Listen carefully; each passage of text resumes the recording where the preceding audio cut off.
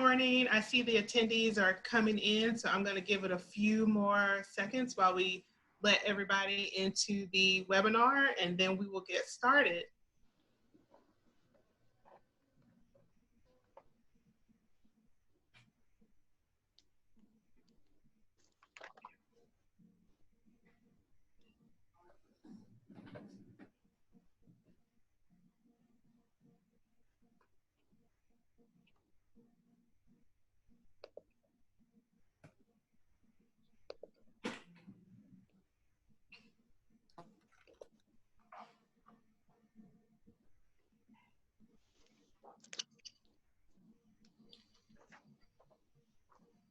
All right, I think we've got most of the people that were in the waiting room in there.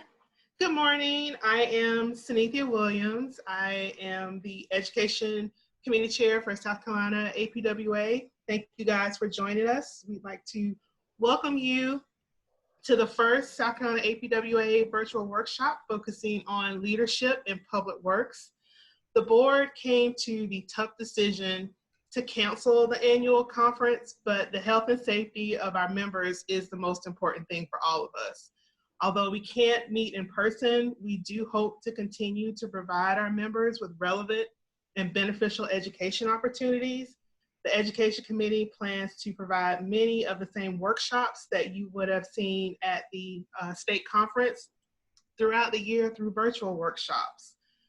I'd like to thank our presenters, Megan Moody, Ryan Blank, and Michael Johnson for their flexibility in agreeing to participate in the workshop.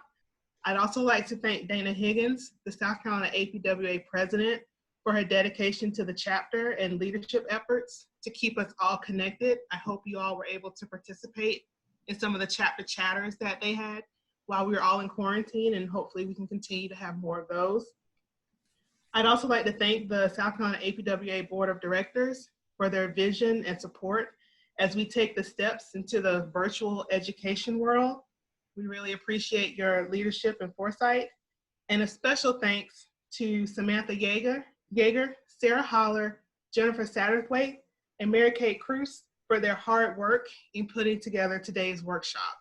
This workshop would not have happened without the help of all these ladies in working together. And as we try to work out the kinks this morning, please be patient with us. But if you see them, or just please give them a thank you in the chat room, because we do appreciate their efforts in putting this together. And before we get in, I'd like to turn things over to Dana Higgins, the South Carolina APWA president, so she can give you a welcome and a little bit more information about the direction that South Carolina APWA will be taking right now. Dana? Thank you, Synethia. I appreciate this opportunity to speak to the members as well as everyone who's logged in. What a great opportunity. You guys are amazing getting this virtual format for us to continue obtaining the PDHs that we so desperately need. I'm very excited about the speakers today. And I'd like to just kind of go over the year, since we didn't have a conference this year. I appreciate the opportunity to just kind of recap the accomplishments of South Carolina APWA. We started out our year, of course, without COVID, so we were able to head to Seattle for the National PWX Conference. We were able to get on stage and get our Presidential Excellence Award, the 15th one that this chapter has received, and we just got notification that we have a 16th one that we received for this past year. Our submittal that we sent in June, we've gotten the notification that we have another Presidential Excellent Award. So I'm very excited. This is a great chapter. We're very active, and National definitely takes notice. We also participated in the National Backhoe Rodeo Championship, and Matthew Bishop of Charleston County, he was able to win the first place trophy again. He received, the first year they had the National Backhoe Rodeo was 3 years ago, and he won the national championship trophy that year. He placed last year, and this year he won the first place again. So we're so very excited and proud of Matthew Bishop being right here from the South Carolina chapter. We also were able to watch Bill Spearman of the South Carolina chapter take over the presidency of National APWA. what a great moment that was, and something that we should all be very, very proud of. And James Coley was in the emerging leaders class, and he did an excellent presentation with his class, finishing up that year. So very exciting stuff. We do have a new emerging leader that was selected from our South Carolina chapter. She is from Georgetown County, Michelle LaRocco. So we'll be represented again in the emerging leader classes in this upcoming year. And at the end of 2019, our membership reached a new pinnacle of 397 members. So we have continued to grow, which is always a great thing. Want to continue that effort, and these kind of virtual education seminars, we'll continue to offer those and provide a benefit to our members, even if we can't get together the way that we traditionally have. As Sunithia had mentioned, we started our first Chapter Chatter Live. We were presented with some challenges to getting together, and so we were able to invite members across the state to participate. And Samantha Yeager was the host for 3 chapter chatters, and it was a great opportunity for us to share what's going on in our communities and find out how other people were handling the COVID and their employees, both in the private and public sector. So we so appreciate that opportunity. Our community outreach, we were able to donate $1,000 to the Virginia United Way Fund last year. And that was to assist the families that were affected by the tragic Virginia Beach mass shooting on May 31st of 2019, where 12 public works employees lost their lives. We typically try to donate $1,000 in the area that we are having our conference. This year, the conference was supposed to be in Charleston. Unfortunately, as we know, that has been canceled, but that group down there, who the conference committee is coming up with an opportunity to outreach with the group down there. In the past, we have contributed to the Hudie and the Blowfish that helps with school supplies down there. And so they'll be making that announcement here in the next month on where we'll be putting some funding to assist it with the community. We also, with the help of Ken Nagel, put together a past president's plaque. So we will be able to commemorate all the past presidents for South Carolina APWA. And back in January of this year, we had the National Director of Membership Engagement, Tammy Bennett. She came down and we created a strategic plan for the upcoming 2020 through 2023 years. So we'll send out a link to that. You'll be able to look at that right on our website. Very exciting stuff, just kind of mapping out how we want to grow and what we want to do in the upcoming years.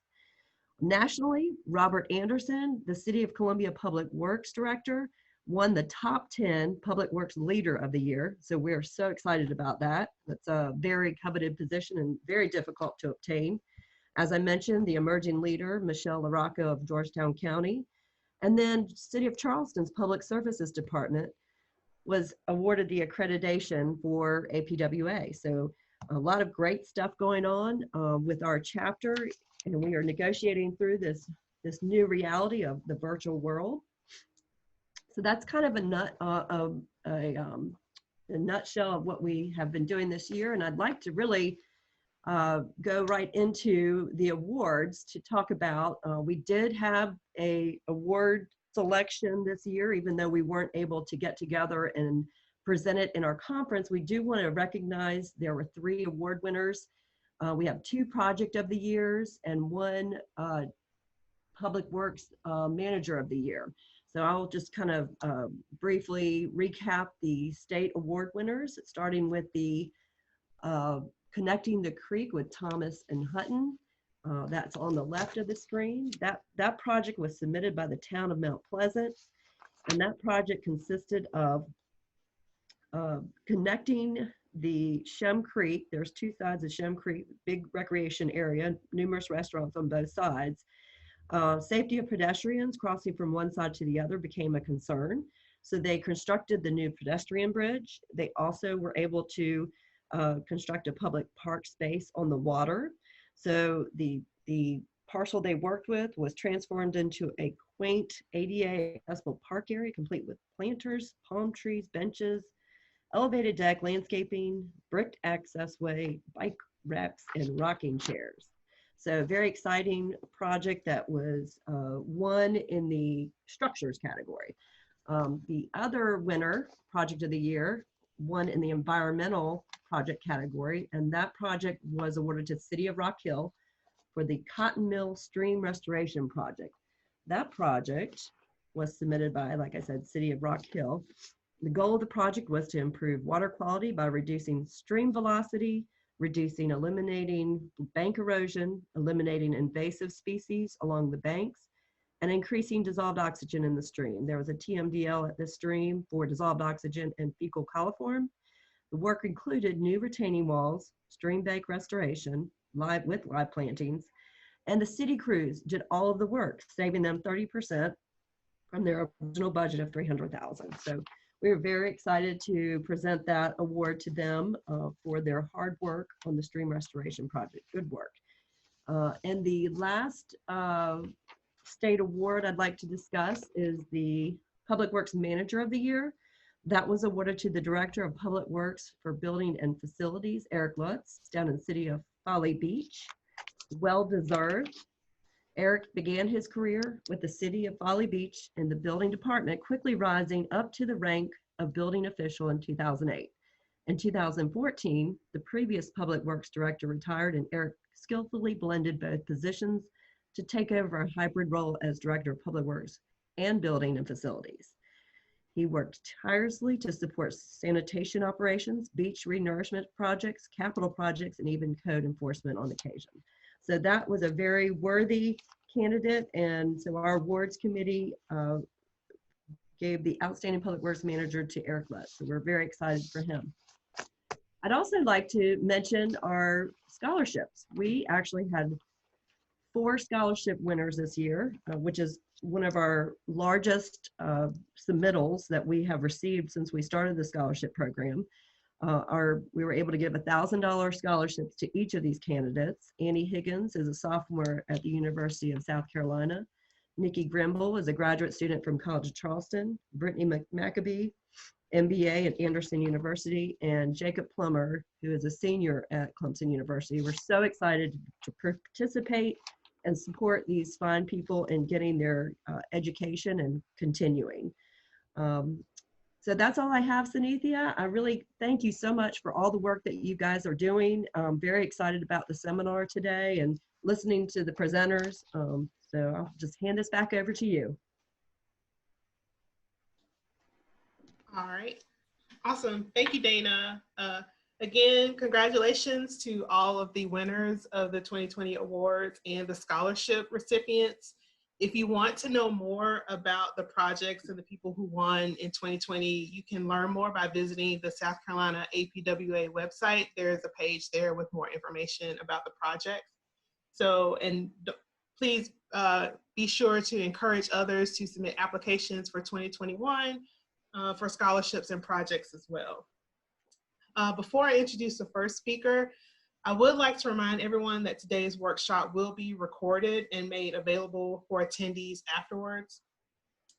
Those who are here today will receive a survey after the workshop is completed.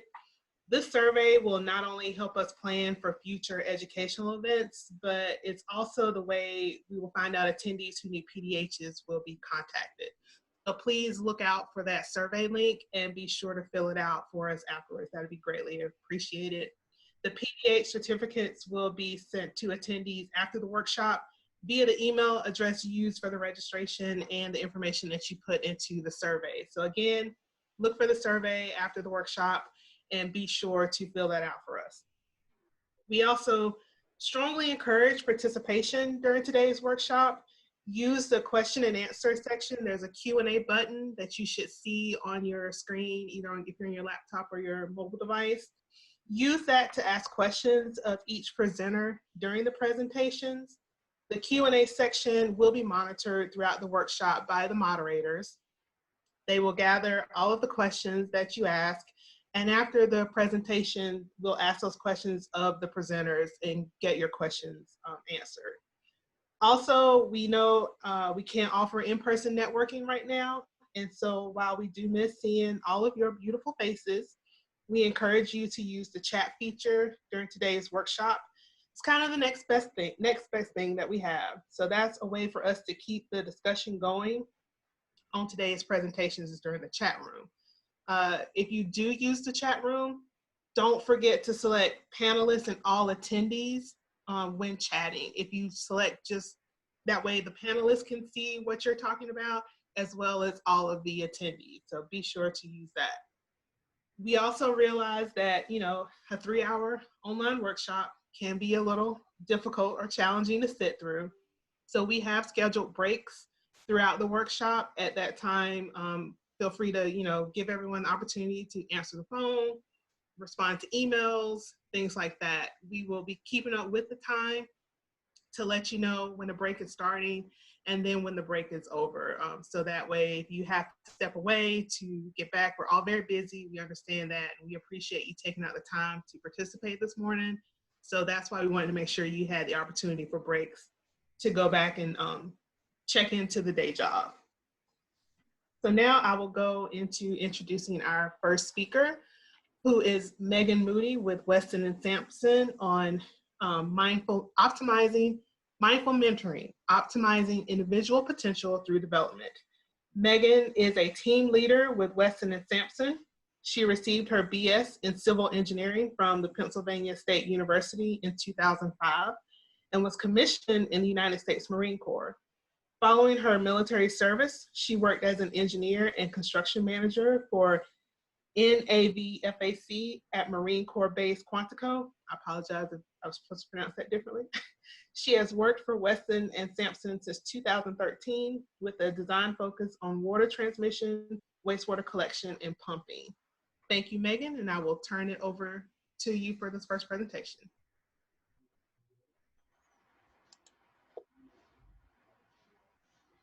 Hello, good morning. Thank you very much for tuning into today's presentation. I am Megan Moody, and I'm a team leader with Weston and Sampson. Started my career and then became an engineer after that. Started my professional career mentoring others and developing them. To that extent, I have studied mentorship and leadership. I have had a fairly good track record of developing people both as engineers and as Marines. And I could say that my mentorship and skills in that area have definitely improved as I had children and started a family and had to really think about long-term, 18 years long-term developing of people. So today's presentation is focused on mentoring mindfully to help people achieve their greatest potential, just as the title suggests. At some point in everyone's life, they start out young and small and have all these hopes and dreams and goals and aspirations. Some of them are very realistic. My son's current favorite goal is to be a fire truck driver. So that might change, it might not, we'll see. But it's ultimately my goal as a mentor to help him get the skills that he needs in order to become a successful fire truck driver. Or if that changes to doctor or lawyer, to make sure that he has the skills that he needs to be in that area. But as we all progress down the road of paths and options and goals, we're left with a lot of different ways to get to different places, a lot of different options, and ultimately you gotta pick a path. You gotta get on the road to get where you want to go. Life is very much like Dr. Seuss's "Oh, the Places You Will Go." The way we get there is through both our own perception of what the right path is, and then sometimes the receiving of advice from parents and family members, from friends, and sometimes it's sought out, sometimes it's given without request. But ultimately, these insights that we get from other people and this advice help us to pick a direction that feels right for us and a path that we can start traveling down on our way to our ultimate goals, whatever they may be. But what happens once you get to what is the pinnacle of education, or your first job, or whatever that earliest goal is that you had for your life as an independent adult? What happens when we're on our path, and what should professionals expect from the organizations that that are in their path? How should an organization be the catalyst for a professional that is developing in their career? And what can you do, what can all of us do as mentors to help our employees achieve their greatest potential? And that brings us to today's presentation topic. So today I want to discuss the value of mentorship. I'm going to examine mentors, mentees, and mentoring. We're going to establish how to set developmental goals. I'm going to provide a picture of mentorship at every level. And we're going to identify the impacts of mentorship at the individual and organizational level. So you would think that the value of mentorship is fairly obvious, especially on the individual level. But we're gonna kind of walk through a few of these and touch on the ones that I think are most important. So the value of mentorship in the area of fulfillment. Everybody wants to have a fulfilling career and fulfilling job. We want to show up to our workplace and enjoy what we do, and a lot of that has to do with the people that we work with and the relationships that we form. Everybody wants to feel like they have a cheerleader, a coach, somebody that can guide them and help teach them on their side, and that really offers a lot of fulfillment. To kind of couple with that, when you have a strong mentor, you also have the ability to gain some self-awareness. That mentor should be helping to hold the mirror up to you and showing you who you are and what it is that you do and how you impact other people, or how your performance impacts the greater organization or your team, etc. And that self-awareness really kind of speaks to that know yourself and seek self-improvement. Without self-awareness, you can't really progress and develop yourself. And ultimately, as a mentee, that is that's on you. That's the individual's goal, the point of the mentoring from the mentee side. And engagement, so being more involved in organizations helps to form closer ties, helps to form bonds to that organization. It has a greater commitment level both from the individual, and then also it feels like that organization is providing a greater commitment to you as an individual. But ultimately, most people seek out mentorship as an individual for gaining greater potential or achieving greater potential and enhancing their own career, which coincidentally also benefits the organization, which we'll get to in another slide. The mentorship, through good mentorship, individuals have a potential that they will really realize their greatest potential through good mentorship if they actually put in the work. And that really is the crux of being a mentee. If you're not willing to put in the work, not willing to try to see yourself the way that a mentor might show you, then you're going to fall short of getting to that ultimate greatest potential in your own person and in your career.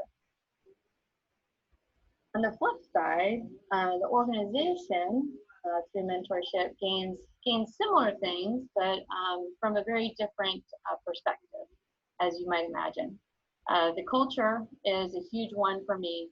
Mentors are your first line of culture, just as much as the supervisor or an office manager might be in that person's life. But a culture influencer through the mentor can really enhance good, positive culture, or they can squelch negative culture that might be coming through the individual.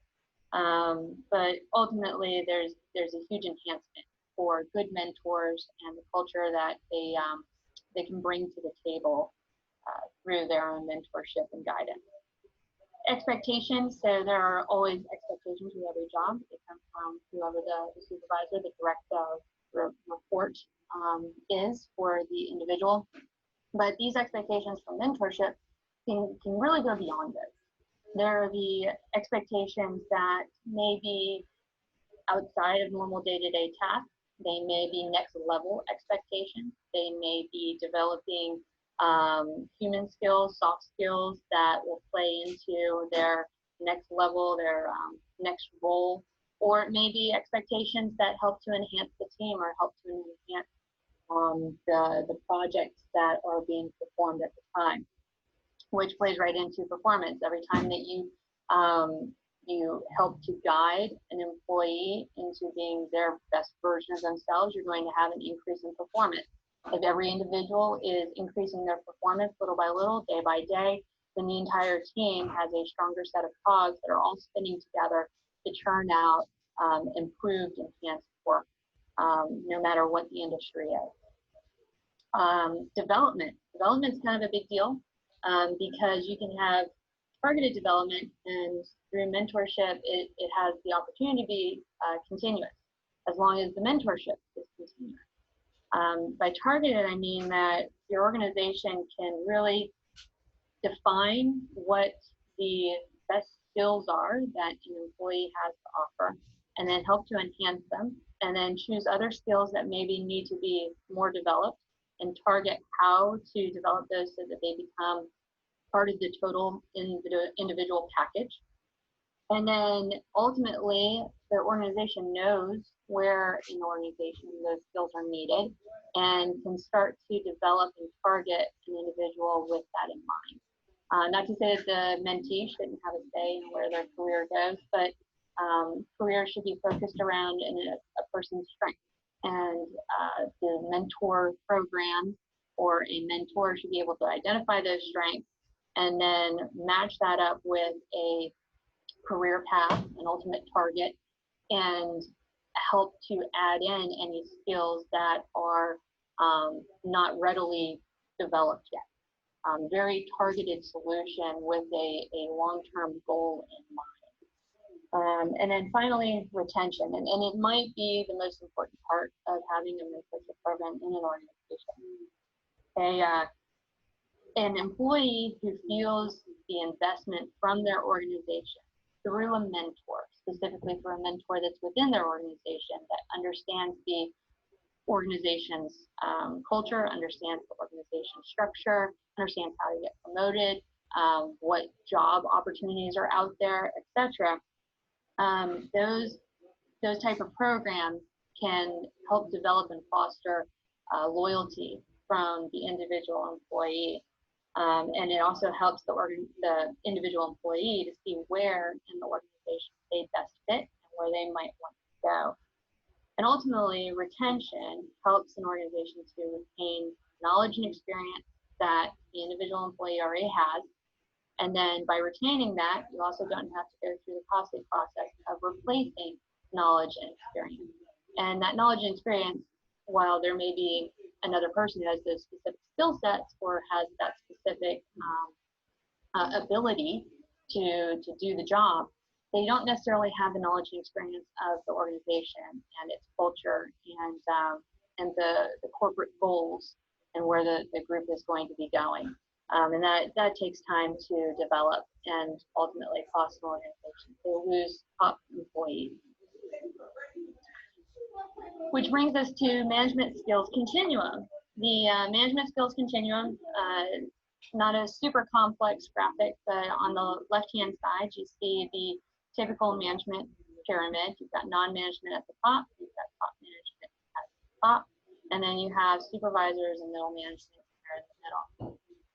And typically it's structured with an equivalent number of people. So you have a big fat bottom and you have a nice narrow top. And this is common to all organizational structures. On the right-hand side, you see a square, and the square is broken down into the skills, the continuum of skills. So technical skills is in orange, and human skills are in purple. By human skills, I mean soft skills, communication, and relationship building, being relatable, those things that are necessary to forming teams and building relationships. And conceptual skills are really those that require vision, creativity, complex problem solving. Each of those, going from technical skills to conceptual skills, have varying needs in jobs but then they also have different skill development going from bottom to top. So you have at the lowest level, you have technical skills and human skills that are necessary to non-management jobs. Technical skills allow you to do your day-to-day job. Those human skills allow you to form relationships, work in teams, and just be a generally good employee. On the supervisor operational management, you have enhanced technical skills, you have enhanced human skills, and you're starting to see conceptual skills that are developing. And by starting, I mean that people may already have these skills, but this is really the skills that are necessary to do that job and to do it well. So on the middle management now, you see another level of technical skills. You see another level of human skills. Now you're seeing a more broad range of conceptual skills that are necessary to do that middle management job. Those visionary skills, those complex problem solving skills, things like that. And then at the top management, we have a strong need for balanced conceptual skills and human skills. As you can imagine, the people at the top are usually leading the organization. They have to be able to relate to their employees. They have to be able to understand what it takes to motivate people and to keep everyone going in the same direction. And then also they have to have a vision for that direction and solve complex problems depending on what type of organization it is. Those problems are variable. I was discussing this to put out there. This really is kind of focused on a very large organization, but as my husband pointed out, depending on the size of the organization, those technical skills may actually linger into top management, and some of those conceptual skills may actually be needed down near the non-management. So this is not an ideal fit. This is certainly more on the large organization, but if you have a small organization, those skills adjust as to who is using them as part of their job.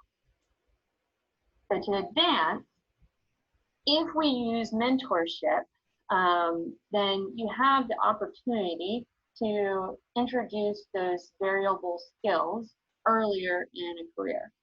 So for the human skills, the earlier that you can start talking about them, mentoring somebody in them, identifying strengths, identifying weaknesses, and really kind of hone in on how to develop a person in human skills, then the faster, the stronger they are as an employee, and the better skill sets that they have to offer the greater organization. And the same thing goes for conceptual skills. The sooner that those can be introduced, even if they're not part of the day-to-day job, but just the introduction, just understanding of them, looking at how the CEO solved a problem, or discussing how the VP or the director of the smaller program is working through a problem, and the vision of the overall organization. All of those kinds of discussions and introductory topics really help to enhance a person's skill set, so they're developing faster and they're going to be able to take on greater challenges much earlier in their career. So moving on to who is a mentor. We've discussed kind of what mentorship looks like for an individual and an organization. We've talked about the skills that should be looked at for mentoring. But now, who is a mentor? We all have a picture of what a mentor looks like in our minds. Usually they're slightly older, more experienced. We might use the term seasoned. But really, it's anybody who is knowledgeable, relatable, has some vision, and can use a teacher-coach style. That knowledgeable, relatable, and vision, those are really the crux. When they're tied together, when somebody has all three of those together, it is going to provide the maximum effectiveness in mentoring. If you have a mentor who's not knowledgeable on the job or the position or the company or the expectations for an individual, then they're not going to be able to be as effective of a mentor. There are ways to overcome that, but ultimately you want a mentor who has that knowledgeability, that relatableness. You can't have a mentor who the mentee, they just don't get each other. that relationship building and that ability to discuss openly and candidly is vital to having a good mentor-mentee relationship. And vision, that mentor has to be able to see what the mentee wants in their career for themselves, and then also have a vision for how their skills relate to where they want to go, or what skills they might need in order to get to where they want to go. Or if the mentee doesn't know where they want to go, they have to have an idea of how to solve that problem and help them create their own vision as part of the mentoring-mentee relationship. And then finally, that teacher and coach. I think everybody knows what that looks like. Not everybody is a teacher. Not everybody has a coaching style, and that's okay. And that doesn't make them a bad mentor. It just doesn't make them as effective as a mentor. Being able to teach and to coach, reinforce, and continue to go back and revisit topics and identify areas that somebody just didn't quite get what I was trying to convey. That is a skill in and of itself. It's a developable skill, one that one mentor can develop in another person. But ultimately, that teacher-coach style is very important to the mentor-mentee relationship. Who makes a good mentee? Just like the mentor, not everybody is a good mentor, not everybody is a good mentee right off the bat. Having the ability to be receptive to being mentored is a skill in and of itself. You have to be able to be open to receiving some criticism, open to seeing things differently than what you might have as your own perspective. And then communication, being able to talk and listen is crucial in relationships, especially ones in which the information you're going to receive is so important to you and to where you want to go. And your ability to adequately communicate problems that you're facing or communicate the vision that you have for yourself and your career are key. The solution-oriented and goals are kind of together. Ultimately, a mentee is responsible for their career, for their development, for what they want out of their job and what they're doing at the organization. So they have to want to solve their own problems. They have to be willing to at least partially develop their own solution. They may not have all the answers. If they identify a problem, the challenge is to ask them, well, how do you solve this problem? And their solution, it needs some tweaking, or, as an experienced mentor, you don't see how that is going to really affect the outcome that they are looking for. Then you add in the guidance and the advice and help develop solutions. And then goals, everybody needs to have goals. I think every year, every person should sit down and have goals that are written. It's the best way to develop goals and to hold yourself to them. And those goals, some of them could be personal, but in the scope of this presentation, we're looking at those professional goals.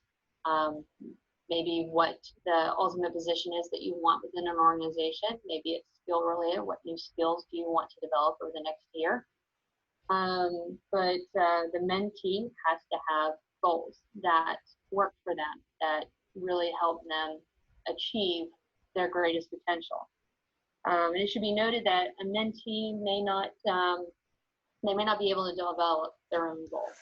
They should certainly be challenged to develop their own goals, but if they need help, then they need help, and it's the mentor's job with vision to help set some goals. And then we move on to what does mentoring look like? So mentoring, at the end of the day, if you see a mentor and a mentee sitting down, they are having a conversation. It is a relationship. It is one that is mutually shared. The mentee offers their vision, their view of whatever it is that's to be discussed at the table. And the mentor offers their vision and view and whatever is to be discussed at the mentor or at the table. And sometimes that's advice. Sometimes that's a request that the mentee reflect on what they already know or what their problem is and come back to the mentor with solutions. This is not going to be the same picture for every person. Mentoring should not look like a lecture. It should be give and take. Mentee should not only receive answers, they should be forced to develop their own answers.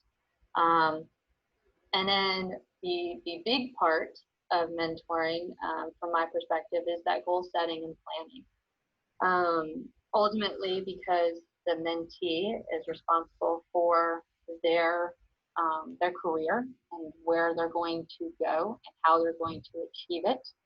That goal setting and planning is on them to identify, embrace, and bring into the forefront of what they're doing.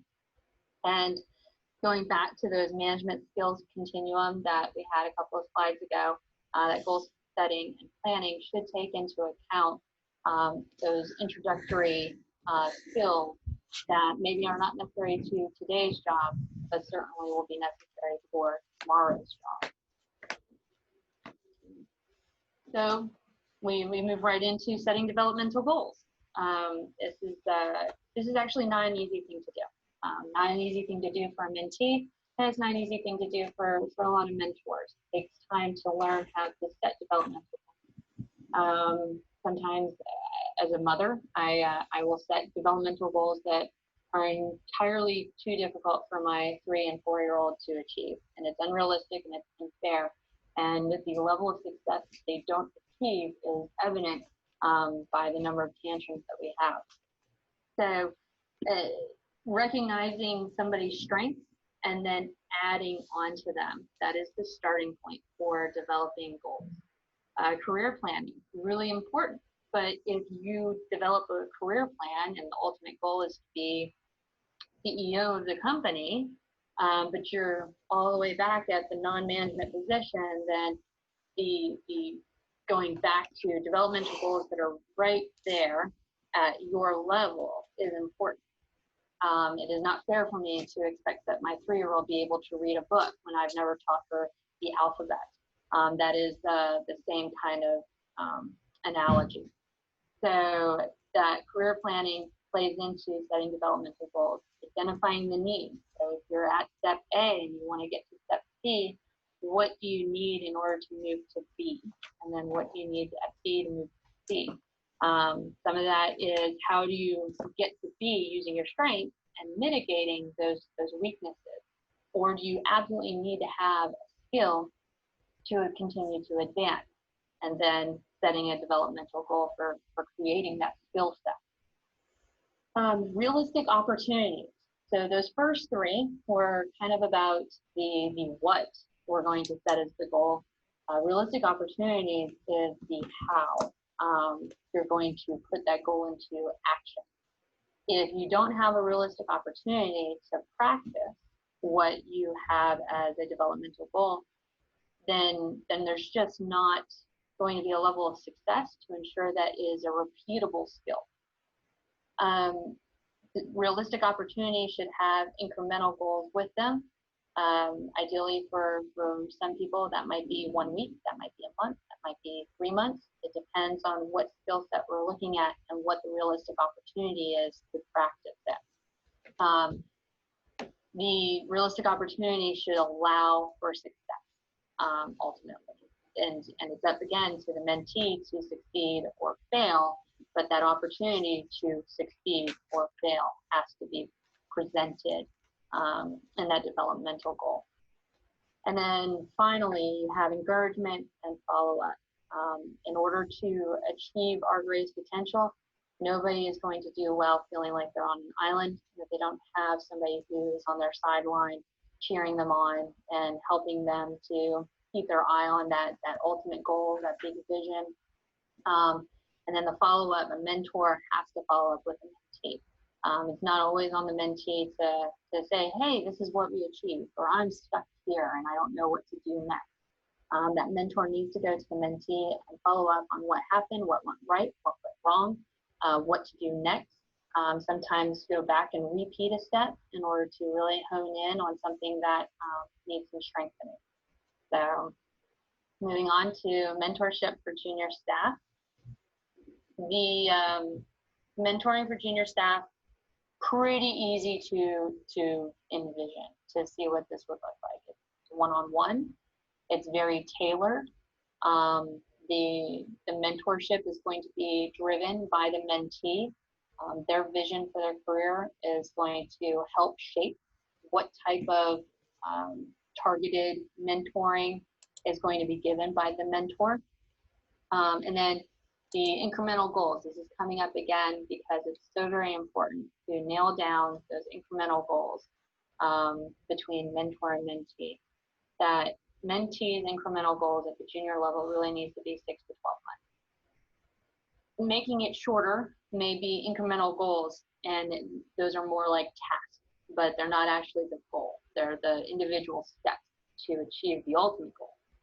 That 6 to 12 month window is designed to allow for that mentee to succeed, that opportunity to present itself, and then to go back and practice and reflect, and then practice some more, and then reflect, and then practice some more. If incremental goals are not established and timeline set up that allows for success, and practice and practice and practice, and then that self-reflection, then the developmental chain for the purpose of mentoring is broken. And what we're looking to get out of, really enhancing a person and optimizing their performance, it's just not going to happen. It's not going to get realized. So incremental goals, 12-month window with some subset of tasks sometimes, practice, practice, practice, and then go back and reflect on what went right, what went wrong, and what needs to happen next. The mentorship in the middle is not too different from mentorship at the junior levels. However, this is where you start to see your middle is both mentee and mentor. It's a balance. That mentee-mentor portion means that the middle is training their replacements. They are developing those who will ultimately come behind them, succeed them, and start doing the job that they are presently doing. It's, in my viewpoint, an extremely exciting part of mentorship when you finally get to look back and help to develop the type of person that you want to see in your chair doing your job, hopefully doing your job better than you do it now, because you'll have the experience and wisdom that you gained over the years to pass on to your mentee.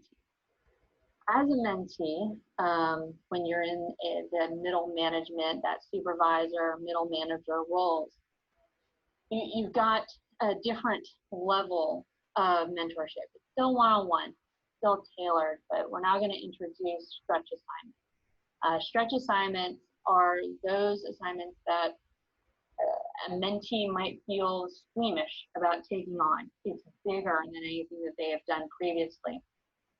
It's got skills that maybe they don't have already developed that are required. It is certainly, by every definition of stretch, a stretch of the imagination of whether they'll actually be able to succeed.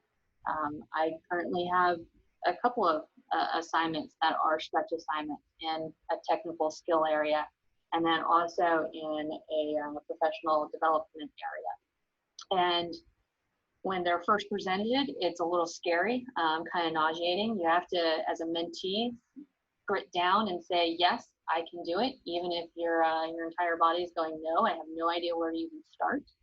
And then seek help so that as you go through those stretch assignments, you don't fail. The stretch assignments, while big and hairy, should be opportunities for success.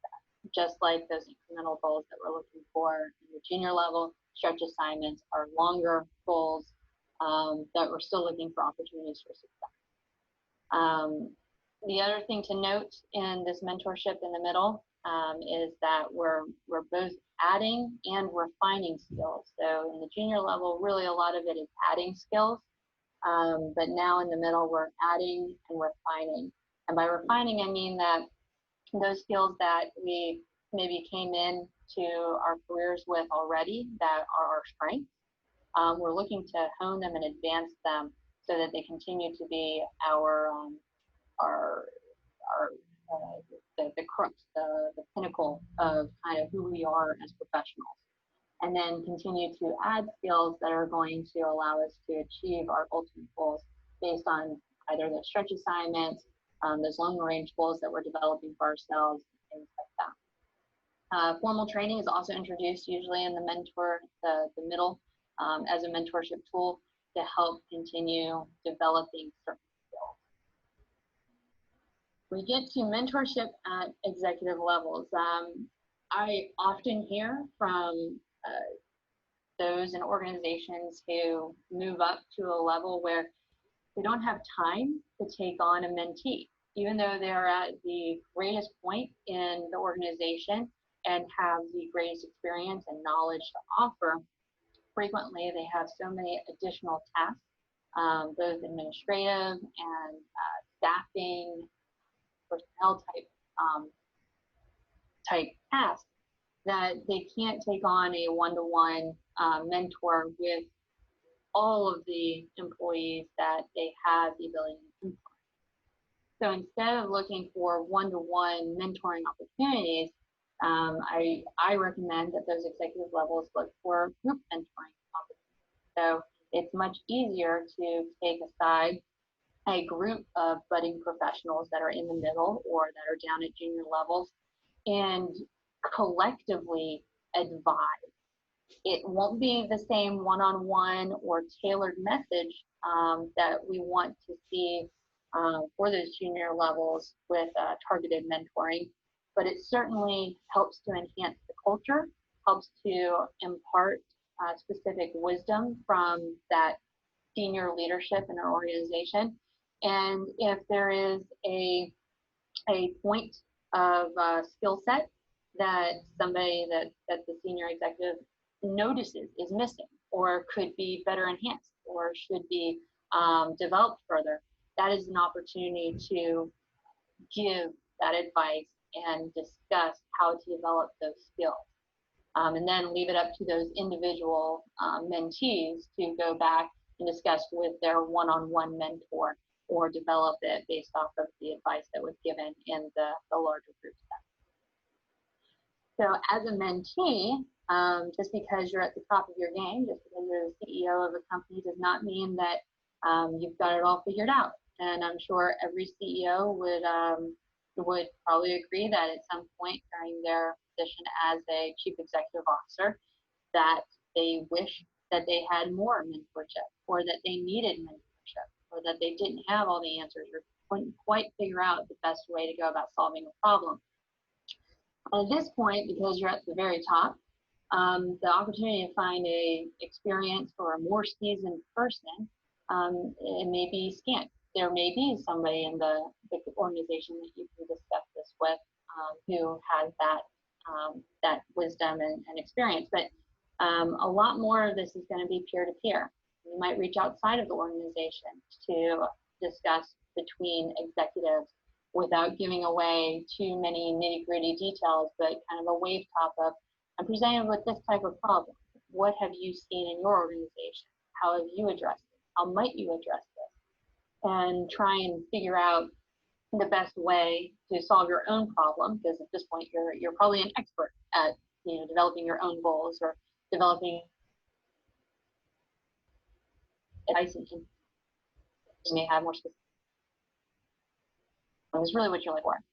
And they do offer executive training, and at this point many organizations start to send them through ACEC. There is the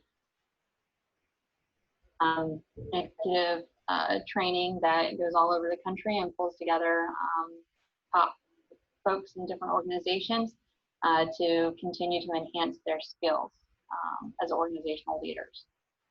And as we're winding down, it's important to look at the mentorship. So you spend all this time mentoring somebody and you're giving and you're hoping that they're getting out of it what they should be getting out of it. But ultimately, what is the impact? What was the point of doing all of this work in a mentoring program? So for the individuals, again, it's super obvious. They're going to have undoubtedly enhanced performance. They will become more self-aware, which will help them to gain better human skills, develop more soft skills, be better at relationship building. They're going to be able to achieve more, and that achievement should come with some boost of confidence. I love seeing junior employees and people who go out and start a stretch assignment, and you can tell that they were overwhelmed at the beginning, but by the end, they have achieved it, they have succeeded, they wowed themselves, and they have a confidence that they did not have before in what they can go out and do. And finally, the vision piece is extremely important. And the vision isn't necessarily just for their career, but also for where they fit in the organization at large, the succession plan for them. Can they see themselves in a 20-year, 30-year, 40-year career with this organization? That would be the hope. The hope would be that an individual has a vision for why and how they stay in the organization that has already spent time investing in them. And then on the organizational side, you have performance again. You spend all this time, that person is going to improve their performance. And as a result, the greater organization is also going to have an improved performance. Those skills that are being developed at the individual level will promulgate to others. They will find themselves enhancing teams and enhancing relationships within the organization.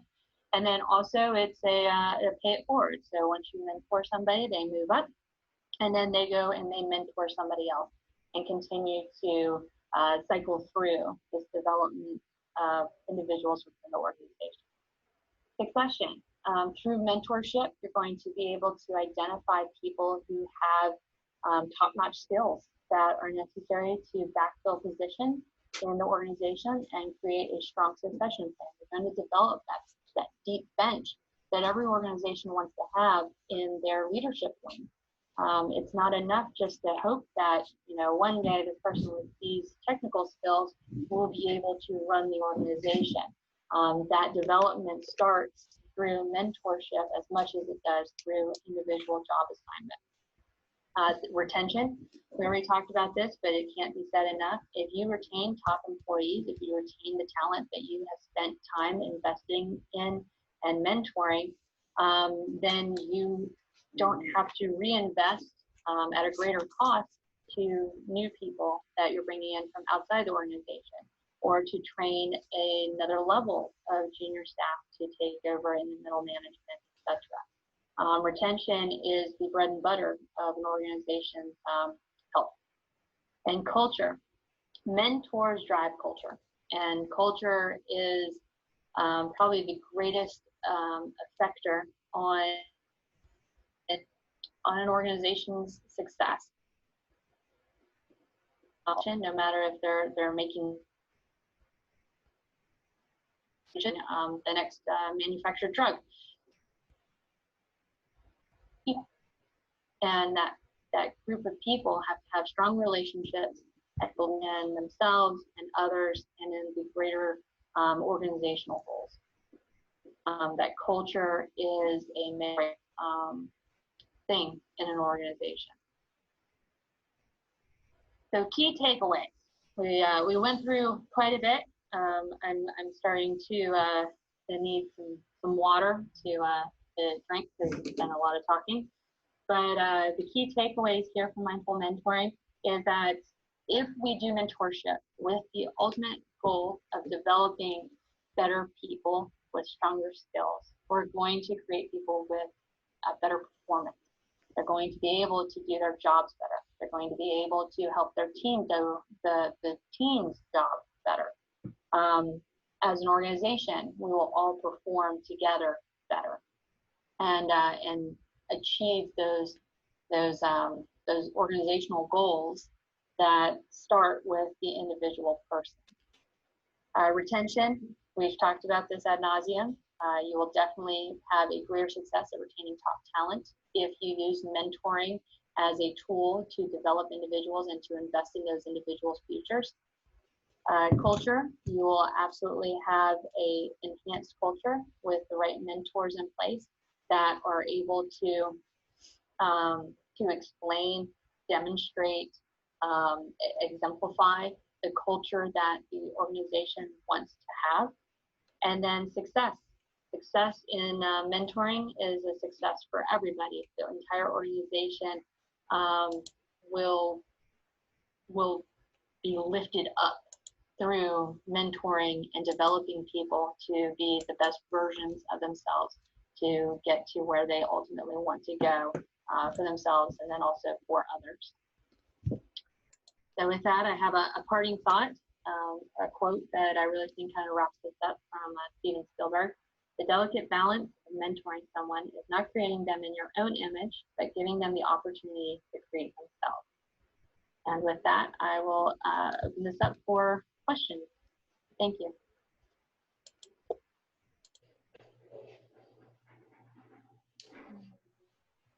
All right.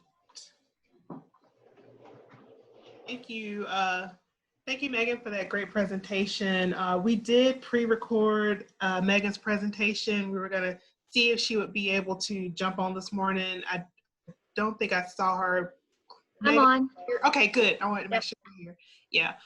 We do have a good discussion going on in the chat room. And so one of the things that came up in the chat room was there has to be dedication on both sides. It's like a personal relationship and intentional. Would you agree with that? That if, instead of forcing a mentor-mentee relationship on, that it's good to have that that kind of relationship first? Yeah, I 100% agree. My company has a formal mentoring program. It is 100% voluntary.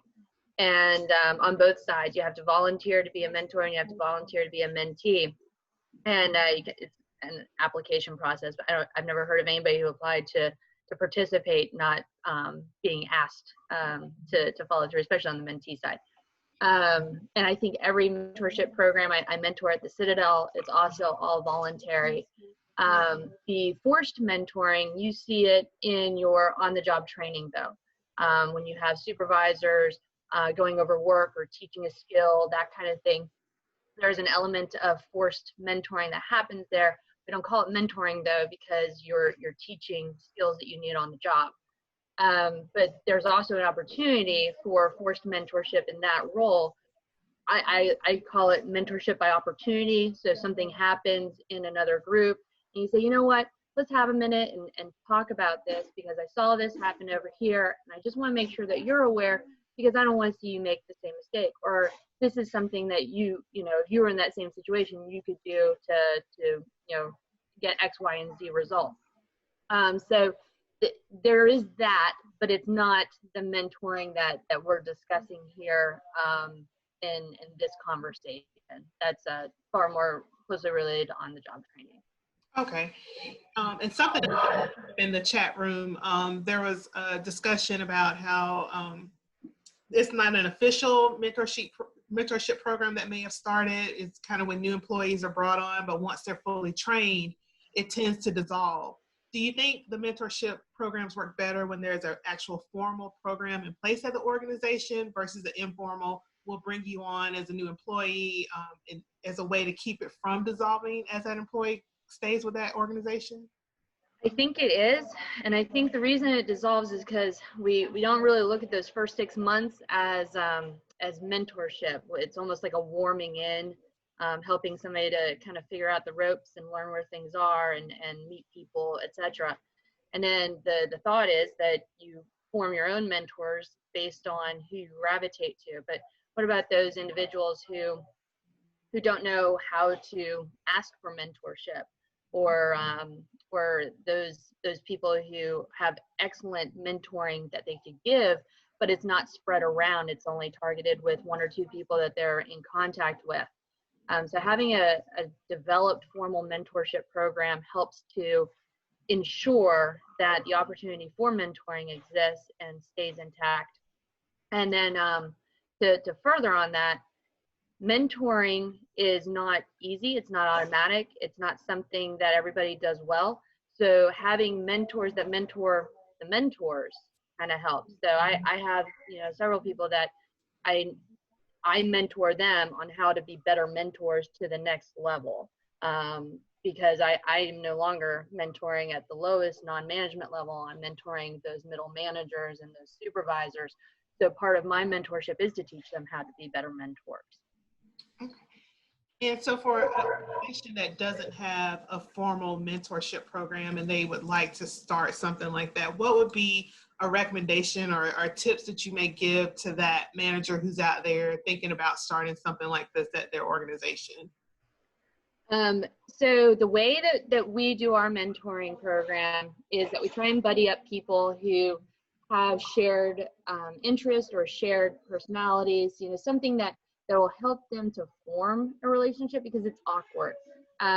Because typically my company is 700 people and we're up and down the East Coast. So it's not like I don't necessarily know the mentors that I might get partnered up with if I'm a mentee. So an application process is really where that has to start.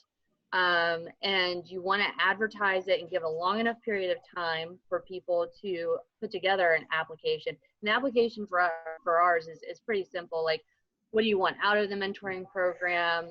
What are your interests? Where do you want to go in your career? Those kind of things that will help to target the right mentoring fit for the mentee. And then once those are reviewed by a small, we have a subcommittee that reviews them. People who really understand people review them, and then they start making matches. And then those matches have a formal meet and greet. And for our company, because we're spread out all over the place, we actually fly to an offsite location and have somebody come in and kind of do like an icebreaker round and teach mentors how to be good mentors, and then bring the mentees in and kind of mix things up and give some good pointers to get the year started. And then the mentor and mentee set up their schedule. The mentor and mentee determine how they're going to meet. If they're able to meet in person, great. If not, I do all of mine by phone, because my mentor is always up in Boston or somewhere else. And that's good.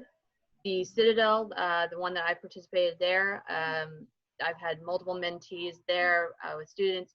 They do a nice informal dinner, and we sit down and meet our mentees at that point. And the conversation, it's easy, because you're curious as a mentor to want to know what they're doing and what they want in their life and in their careers and things.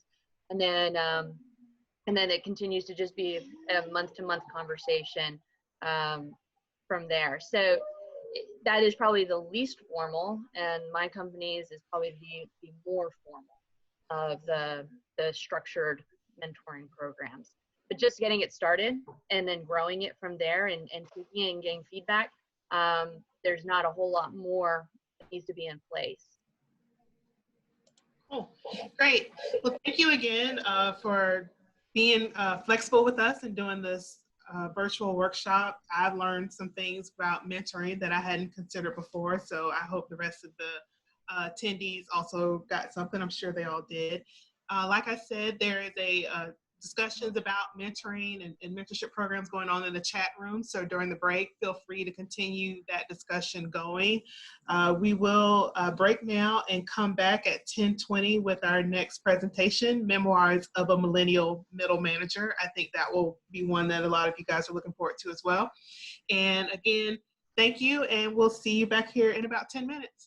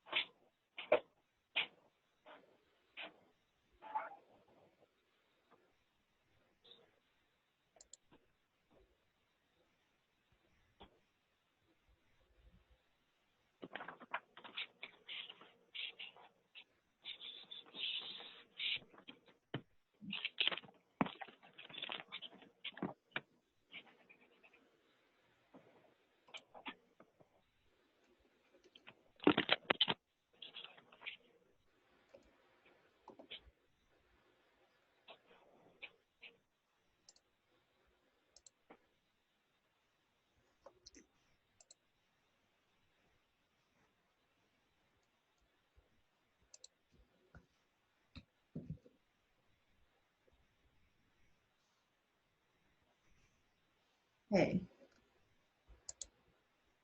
Randy. Hello.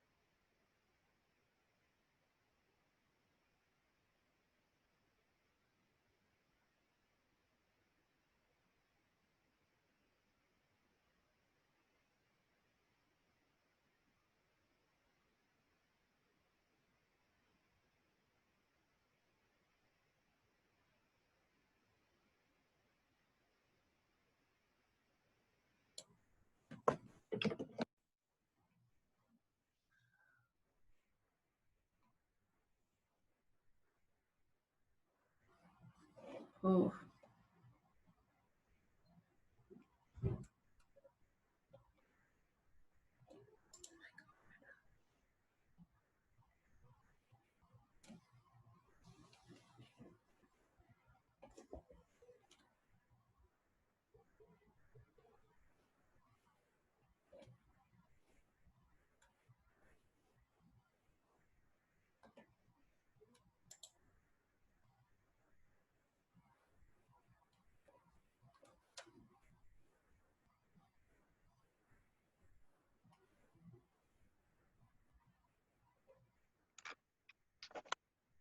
Okay, I want to welcome everyone back. This is Jennifer. I wanted to introduce our next speaker, Ryan Blank. Ryan is the Assistant Public Works Director for York County. He assists in overseeing multiple departments, including road maintenance, water and sewer, fleet maintenance, solid waste disposal, recycling, facilities maintenance, and animal control. He is very young, but he has 15 years of experience in local government engineering and public works. And so now we're going to hear his memoirs of being a millennial middle manager.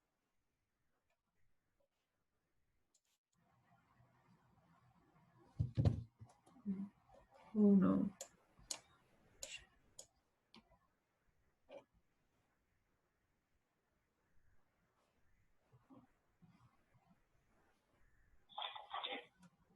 All right, let's talk about memoirs of a millennial middle manager.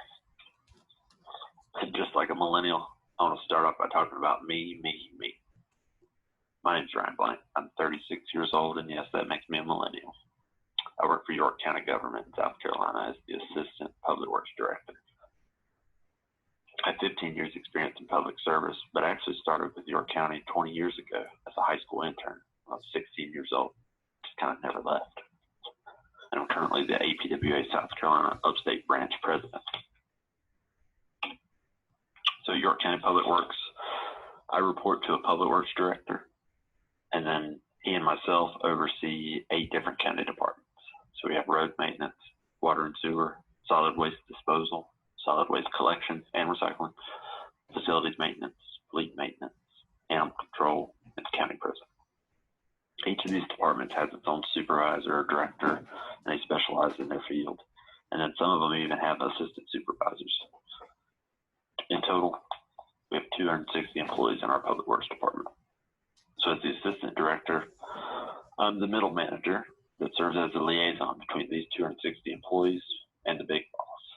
When the big boss sets goals, I take those goals and turn them into the logistics and coordinate with the employees to meet the goals, and then kind of vice versa. The employees, they have needs, they have goals, they have things they're working towards, and I have to kind of convert those and present those up to the big boss for his use with upper management.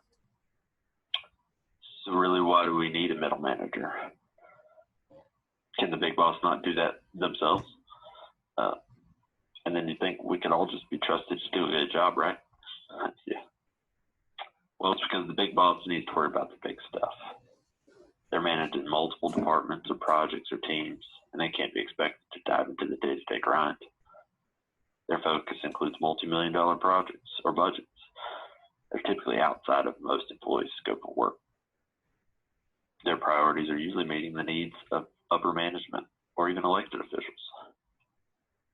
And really, the big boss should set the tone, establish goals, and that's where the middle managers come in and take it from there. So middle manager's job is really to make everybody look good, above them and below them. And actually, statistics show that most organizations that use middle management are more efficient, mainly because the big boss doesn't have time to dive into those details like they should, and need to free up those resources. Middle managers free up the big boss with a lot of the day-to-day stuff they don't have time for. Like, big boss likes having a middle manager because it gives them more time for other priorities. You know, golf, fishing, those kind of things. And it makes them look good to their boss for keeping things running so smoothly. A middle manager can vouch for you to the big boss. And the really good ones will gloss over any rough edges and share only the shiny highlights. Middle managers are great salespeople. They may not necessarily know how to build a box culvert or operate a backhoe, but they know how to sell these services. And they know how to report the progress and highlight whatever it is going on, how it's benefiting the organization or the public or the shareholders. Middle managers are great at brainstorming with the employees to fine-tune an idea. They know what the boss is looking for and what format they need it in, so they can kind of determine, hey, if that idea is going to warrant the big boss's attention or not. And then they can also kind of interject, hey, it's not the right time, there's no funding, or other reasons why it may not be the best time to bring that idea up. Lastly, middle managers kind of get you out of a bind. In my case, I see challenges come up over 8 different county departments. So when one of them hits a snag with a personnel issue or something in the procurement code they've never seen, typically seen it go on in another group, and I can kind of help them. Okay, so let's talk about these dreaded millennials. There's a quick breakdown of all the different generations. Millennials being the ones born from 1981 to 1996. So most of us are in our 30s, approaching 40 now. All of these different groups have their own traits. It's probably something on the History Channel right now about each of them. And of course, stereotypes, things that you're just absolutely sure that boomers believe to their core or they act this way. And it may not be true. It's never a good idea to buy into any of these generalizations. But don't be surprised if some of the things I name about millennials today, you're like, hey, he's right. I've seen that. So right now today, there are about 75 million millennials in America. There's 2 billion worldwide. I sometimes actually cringe when somebody calls me a millennial. The context is millennials are entitled, they're lazy, they're whiny, they're glued to their phones. And you know what? They just don't make them like they used to, right? Okay, boomer. So how do millennials get to be how they are? Older millennials like myself came into the world in the 80s. So we've experienced the taste of those good old days where kids played outside, drank from the garden hose, and people had really funny hair. We're also around for the absence of and then the rapid advancement in technology. Google, smartphones. Many millennials came of age around the time of the terrorist attacks of 9/11, which effectively ended a lot of these safety nets we enjoyed back in those good old days. This followed by the global financial crisis in 2008 and its aftermath. When employees watched previous generations lose their jobs, they saw some that remained unemployed because their trades were too specialized and they were unable to quickly adapt their skill set to other trades. Millennials learned to generalize and instead strive for a broad range of knowledge and skills that could fit a wide variety of employers and not get locked into any one specialty.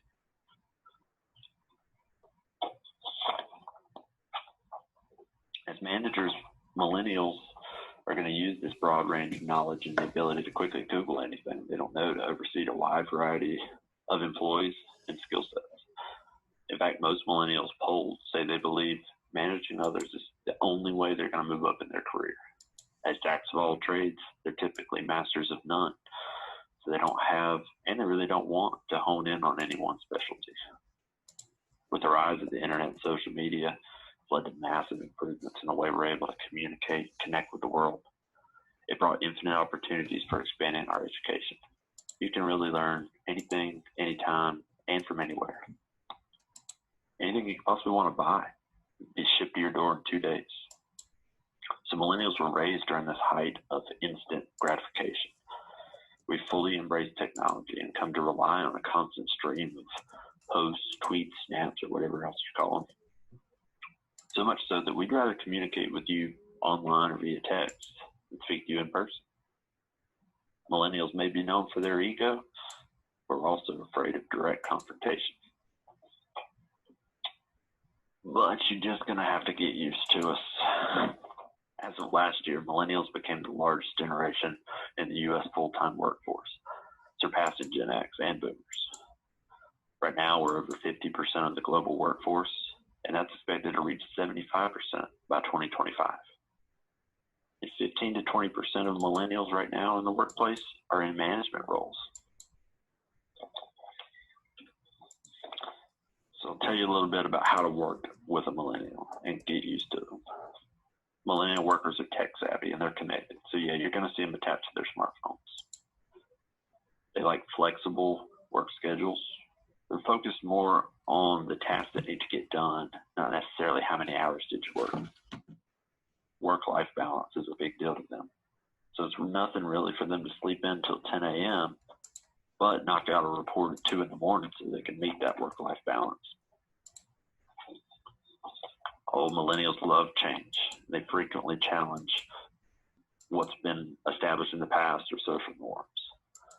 Many feel they're driven by a sense of purpose, and they want to make a difference in society, and they expect their employer or company to do the same. Whenever we talk about change, there's always the big need to capture the wisdom and the processes of the older generations. But don't be surprised if millennials don't always see that same value in the way you've always done things. In my case, I think I'm resourceful and I know there's going to be gaps in the history or the potential loss of specialized skill, but I'm also optimistic that other resources exist out there. And a lot of processes could even be built again from scratch and could turn out to be better. Growing up as kids in a time where sports and activities emphasize participation and team building, every kid got a trophy, and we were all winners. So millennials and millennial managers typically favor a team approach.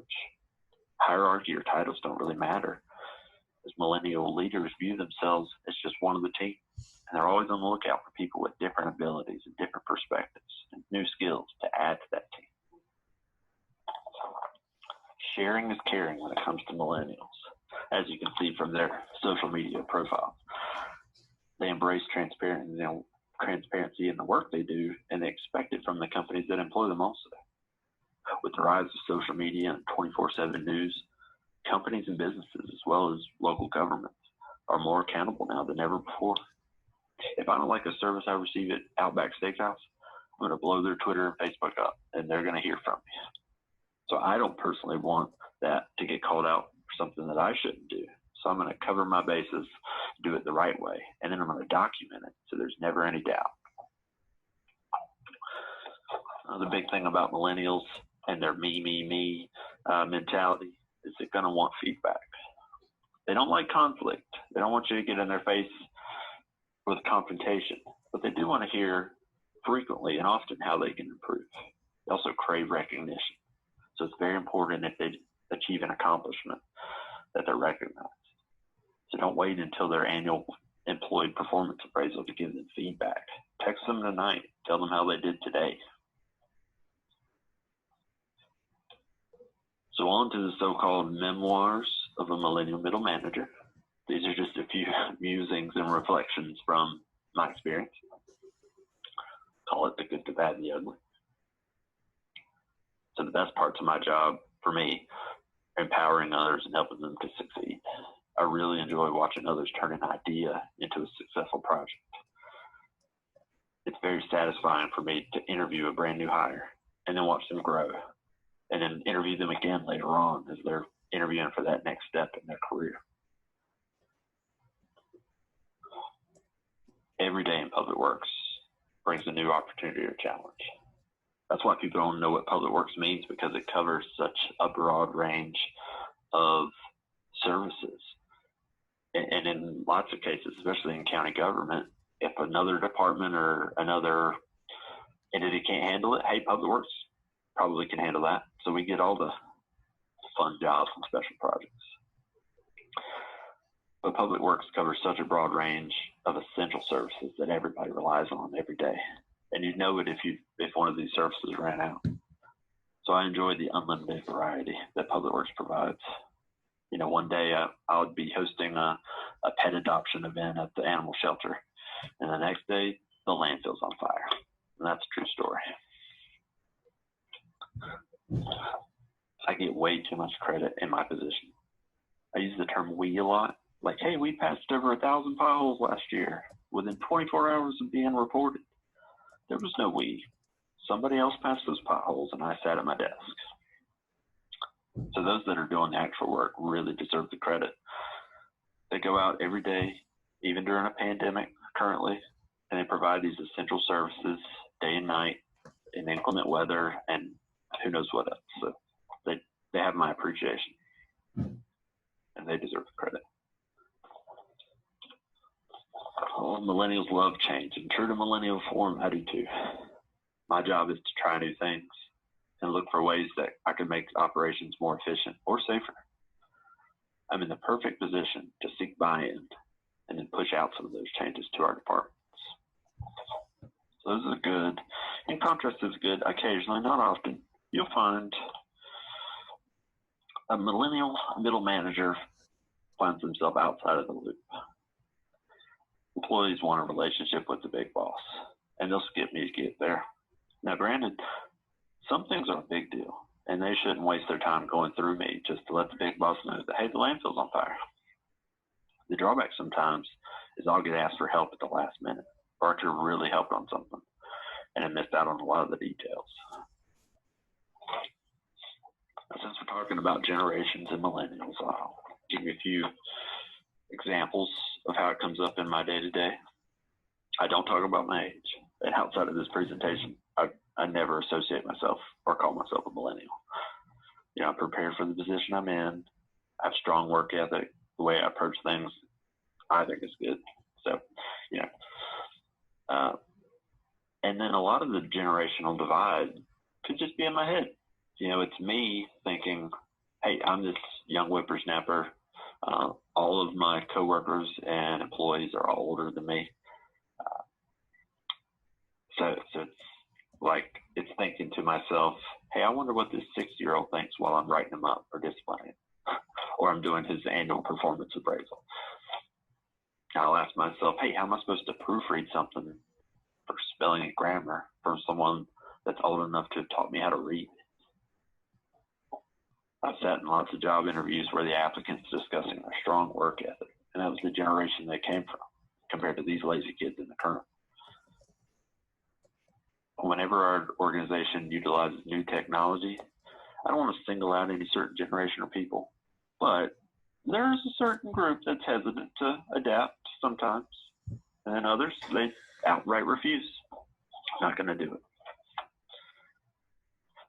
Sometimes it's no picnic. In my position, I get asked some really tough questions sometimes. Our teams are awesome, so they know how to handle the trickiest of situations. So when they come to me with a real problem, it's a biggie. I don't always have the answers. I really don't. Also sometimes suffer from what's called analysis paralysis. I can think of 10 things on each end of the spectrum as to how a certain situation could go. So you try to prevent it from coming back to bite you, so it takes a little longer to make that final decision. And then everybody's got jokes. Some days, just when I think these guys might actually respect me, they'll find a way to put me in my place. Just last week, and I'm not joking, an employee told me he has underwear that are older than me. Call that the ugly side of the job. Okay, so originally this presentation was intended as a panel discussion at the now canceled due to COVID-19 APWA South Carolina State Conference. I could have been joined by other millennials or middle managers sharing funny or awkward stories and then commiserating together. With the few minutes we have left, I'd like to invite you guys to share any experiences that you can relate with.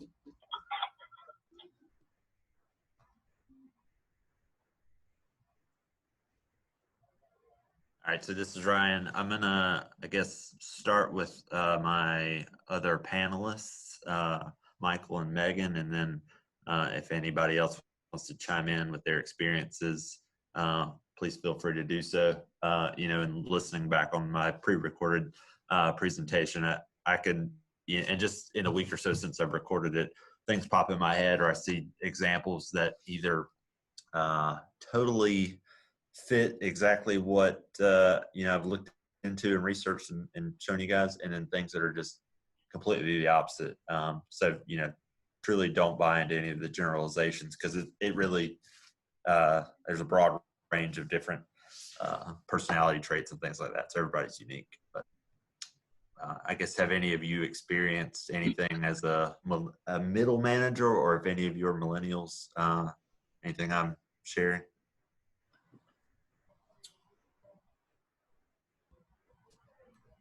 Ryan, I'll chime in. If there's background noise, I apologize. I am having some housework done while I'm also working from home. So, there is hammering and some crashing glass at this point. So I find that as a millennial, especially since I'm a woman, so I look a little bit younger. I can't grow a beard and help age myself. So I'm 36 years old, but when I started kind of managing other people, thanks to my years of experience in the Marine Corps when I was leading people at 22, I was in my early 30s, and it was hard, in my opinion, to kind of break in and to be viewed that way by more older generation. It took a lot of time to convince people that I really had a range of experiences that lent themselves to leading and to managing other people. The gray hair really kind of works against me in that regard. But then there are other times that, I found both of the bosses that I have, and it may just be because they were really good parents.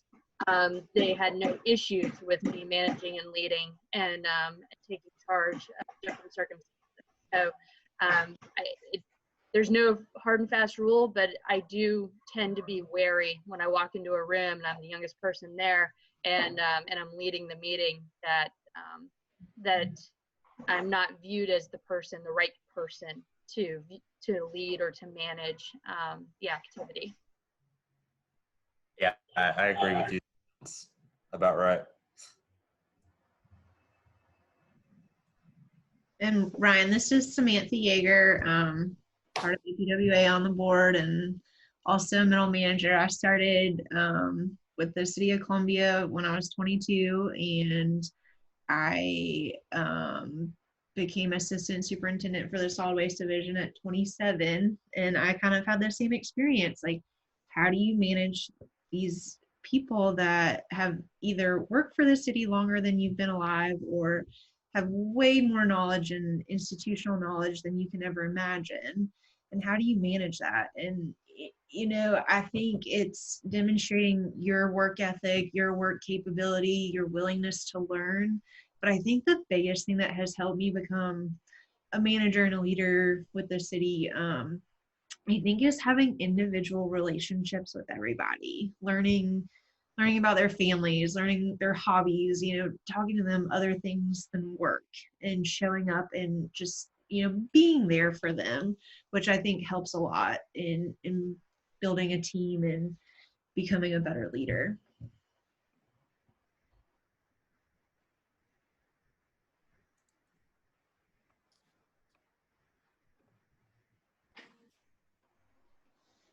Hey, Ryan, this is Sanithia, and while I am not a millennial, I've just beat out that characterization probably about a year or so.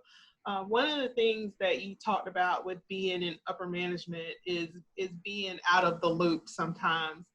Do you have any suggestions for those who may be listening in, who may be from Generation X or boomers, or even other people in that middle manager position, of ways they can try to keep middle managers in the loop so they don't feel left out and they're not just, brought in to solve the problem at the last minute? Sure.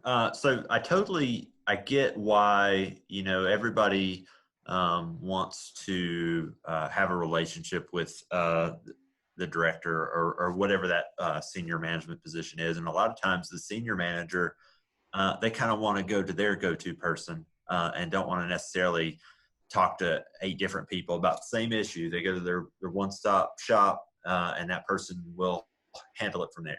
So I totally get that. From the middle manager perspective, I think communication is a big deal. If if whoever your senior management is communicates what their goals, their visions, their conceptual ideas are, and shares those with you, you can, as the middle manager, take that and work with whoever the other resources are to get it there.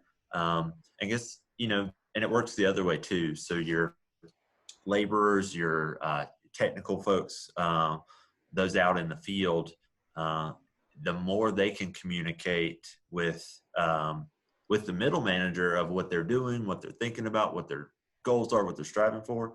I feel like the middle manager's in a good spot to mesh it all together and truly facilitate that communication, as long as they're a good communicator, and really prioritize the resources where they need to be. So definitely, I guess my recommendation and experience in is keep those lines of communication open. Totally hear out the guys out in the field that are telling you they have an issue, and don't just shrug it off, because it probably means something. And then the other thing is, don't get your feelings hurt either. As a middle manager, you're not necessarily the one who's ultimately responsible for some of these decisions and what goes on. So that person who is ultimately responsible, they're going to want to know the details too, so that they can answer for it. So yeah.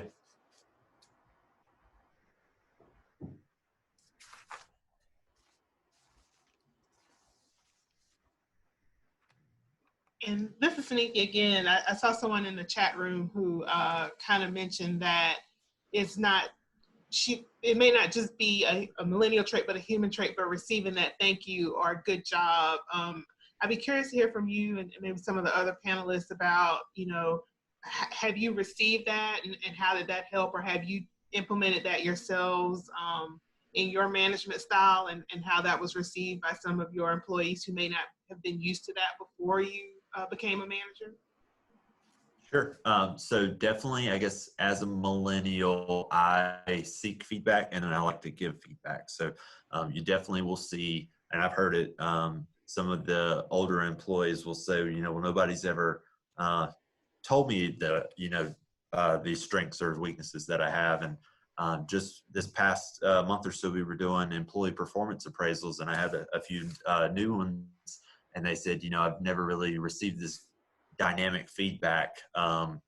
It's always just been, I don't know, a generic score and good job, come back next year kind of thing. So I enjoy giving the feedback, and then I like hearing back too from them. And part of it's sort of, like I believe it was Samantha's or Megan saying, in my mind, I'm picturing I'm this young guy. Are these people thinking I'm qualified enough? Are they thinking, am I the right person for this job? When they give me feedback for something that I'm doing good, I think it validates, and it makes me feel validated. So definitely, the more, I guess, definitely in terms of positive feedback, good job, thank yous, those things are a big deal to me, both ways. And then I guess the same even with criticism and negativity.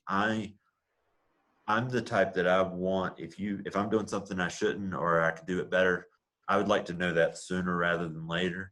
And then I feel like I owe that to my employees too. I don't want them to just spiral out of control, and it's something that could have been squashed very early on.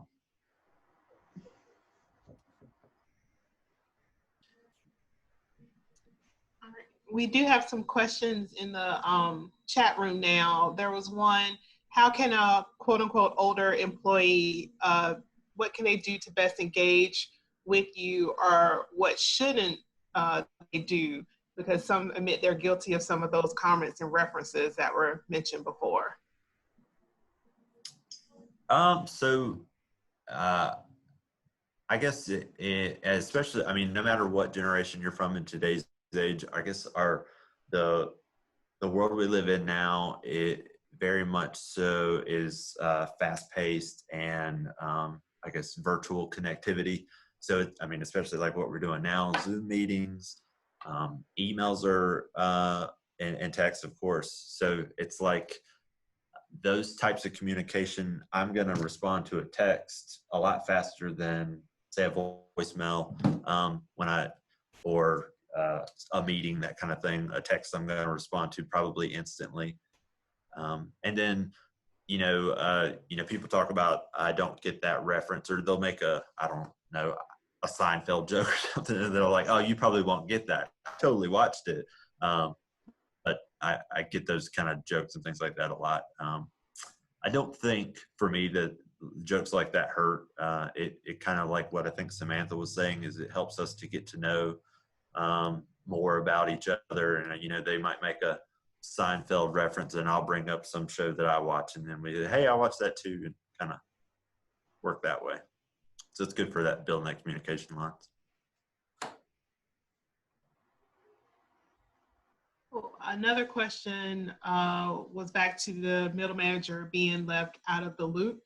That sometimes communication operates well on the way up the chain, but tend to skip links on the way down, leaving the middle manager out of the loop. What is one suggestion for bringing up this topic with senior Net2A's management? So for me, I think I've had this conversation with my manager, or even their senior management. It's telling them, and usually I think it happens during when you're having those mentoring sessions, or say a performance appraisal, where it's just one-on-one, you and your senior manager, and they're telling you, hey, I'd like you to work on this. Hey, I'd like you to think about these goals, and then they ask you, do you have any questions for me? And it's and I think it goes back towards that mentoring relationship. I'm asking them, hey, if you'll keep me in the loop on the things that you're struggling with or that you need help with, I'm here for you. And I'm here to support them. And so it's kind of, I guess, telling them, if you'll share those things with me, I can help you out probably a lot more than you just burdening yourself with all of that.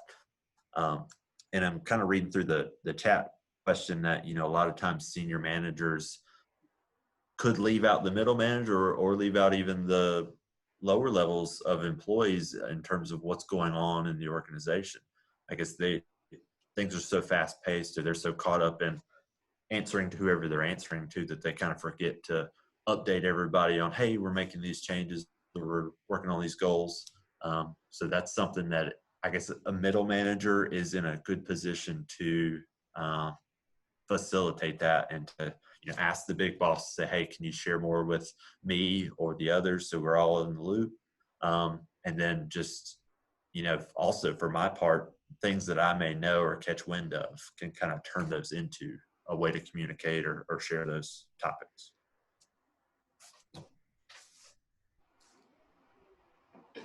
Great, thank you. Now we do have some poll questions to make sure all of our attendees, you guys are out there, you're awake, and you're paying attention to our great presentation. So we're going to do 2 poll questions now. Samantha, just let me know when you're ready to queue them up, because the first poll question will be related to Megan's presentation on mentoring. And so once that comes up, we'll give you guys a few seconds to answer that.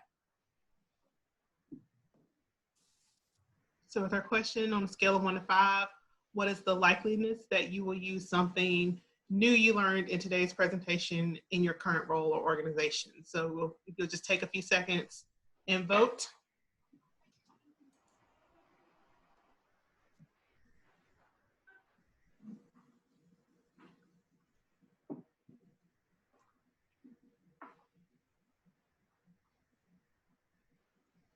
All right, and Samantha, whenever you get a chance, show us what the results are.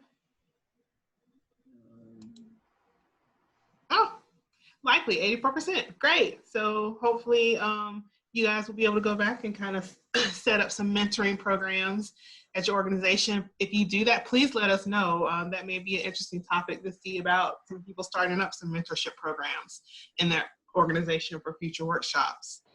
And next, we'll pull up the next poll question.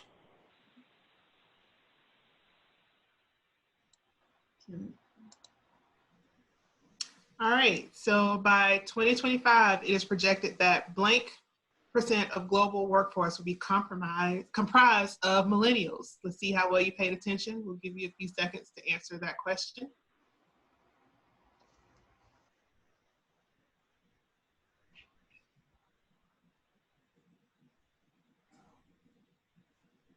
And then while we pull up the answer, will Ryan let us know if they paid attention like they were supposed to.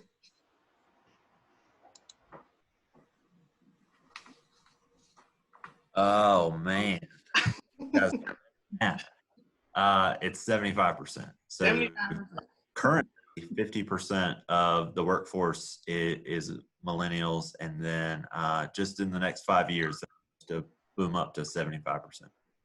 Oh, so now is a really good time. 5 years will go by in a blink to start preparing for that 75% of the workforce and figuring out ways that the different generations can work well together. Wouldn't you agree? That's right. So I think that's all the questions that we have right now. Thank you all for participating in those poll questions. We'll go into our next break a little bit sooner and come back at 11:10, pardon me, with a presentation on engineering ethics, something that is very important, especially in the field of public works. And Michael Johnson will be presenting that at 11:10 a.m. So again, just we'll see you back here in a few minutes. Thank you.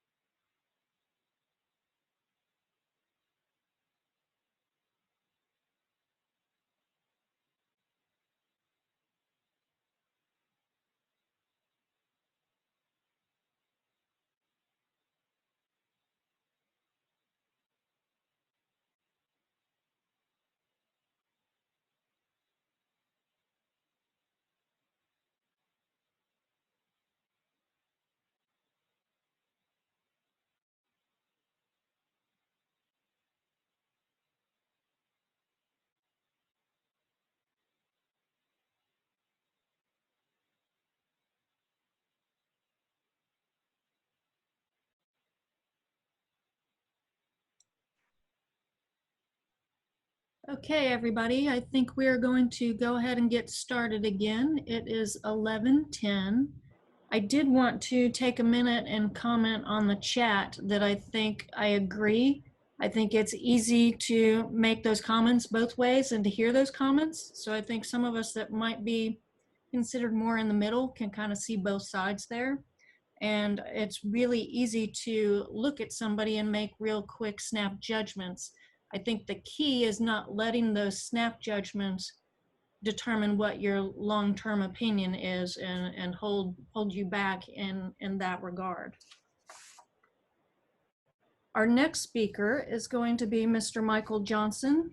He received his BS in Civil Engineering from North Carolina State University and is a registered professional engineer in North Carolina.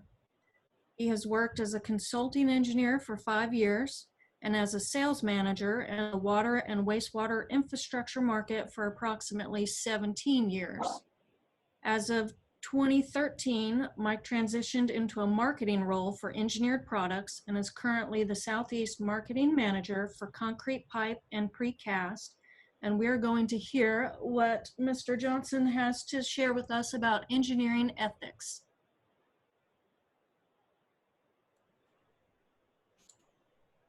Hello, I am Mike Johnson, Marketing Manager for Concrete, Pipe, and Precast in the Southeast. Here today to discuss engineering ethics. This is a topic that is always relevant.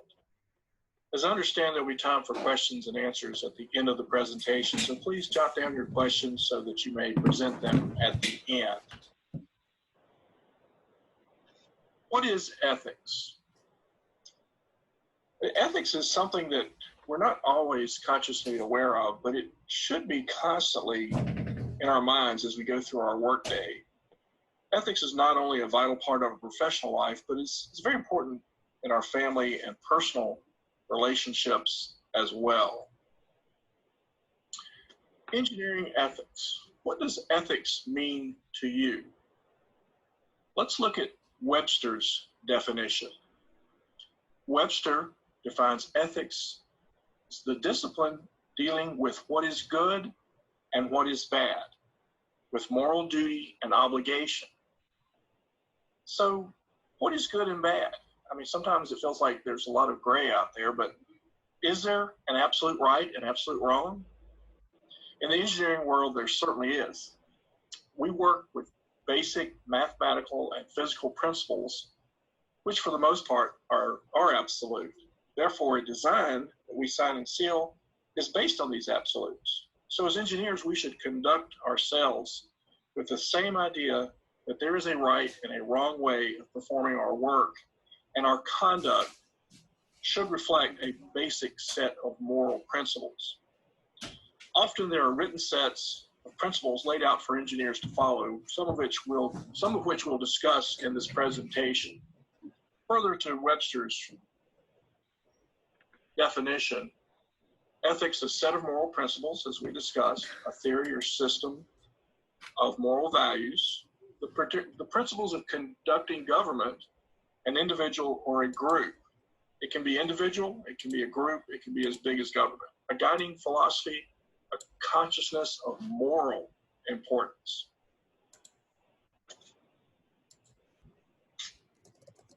So let's look at a Gallup poll that was conducted in 2012. Individuals were asked how they would rate the following professions. The results, as you can see, or at least to me, don't seem particularly surprising. Well, what do these numbers tell us? As you can see in the chart, medical professionals rate very highly, as I would expect, as we all should expect. As groups, they adhere to specific sets of principles for professional conduct. Everything they do directly affects the public's health and well-being. Immediately under nurses, pharmacists, medical doctors, we see the category of engineers. I don't know about you, this makes me feel pretty good. 70, like right under medical professionals, it's pretty good. So we must always have in mind that as engineers, everything we do as well affects the public's health safety, and well-being. Now, we can go on to talk about some of these other professions in the list. I don't know, sometimes you wonder what kind of code or sets of principles some of them follow, not to impugn any of these other professions. I mean, we're all human, but let's move on. ASC adopted a code of ethics in 1914. It's a model for professional conduct for American Society of Civil Engineers members, but I think it applies to any engineers in any discipline. The Code of Ethics was most recently updated in 2017 with the addition of an 8th canon, which we will cover as well. So before we go through these 7 canons, what is a canon? I mean, you know, I'm constantly looking things up. Well, canon, in this case, is not a piece of field artillery. In fact, that would have 2 ends and not just a single end. So a canon is defined as the body of rules, principles, or standards accepted as axiomatic and universally binding in a field of study or art. Wait a minute, axiomatic. What does that mean? So now I'll do my best Jeff Foxworthy. If you ever find yourself looking up a definition within a definition, then you're probably a nerd. Seriously though, axiomatic, I love this definition in context of our topic. The definition of axiomatic, self-evident or unquestionable. Unquestionable, right or certain. If something is unquestionable, it is certainly right or true. So, Canon 1, and we'll go into each of these in detail in the coming slides, hold safety paramount, service with competence, issue true statements, act as a faithful agent, reputation by merit, uphold professional honor, continue professional development. National Society of Professional Engineers as well has an engineer's creed. Now, I'm not going to make you guys recite it, but we're not together, so that would be kind of awkward anyway. So let's go through it. As a professional engineer, I dedicate my professional knowledge and skill to the advancement and betterment of human welfare.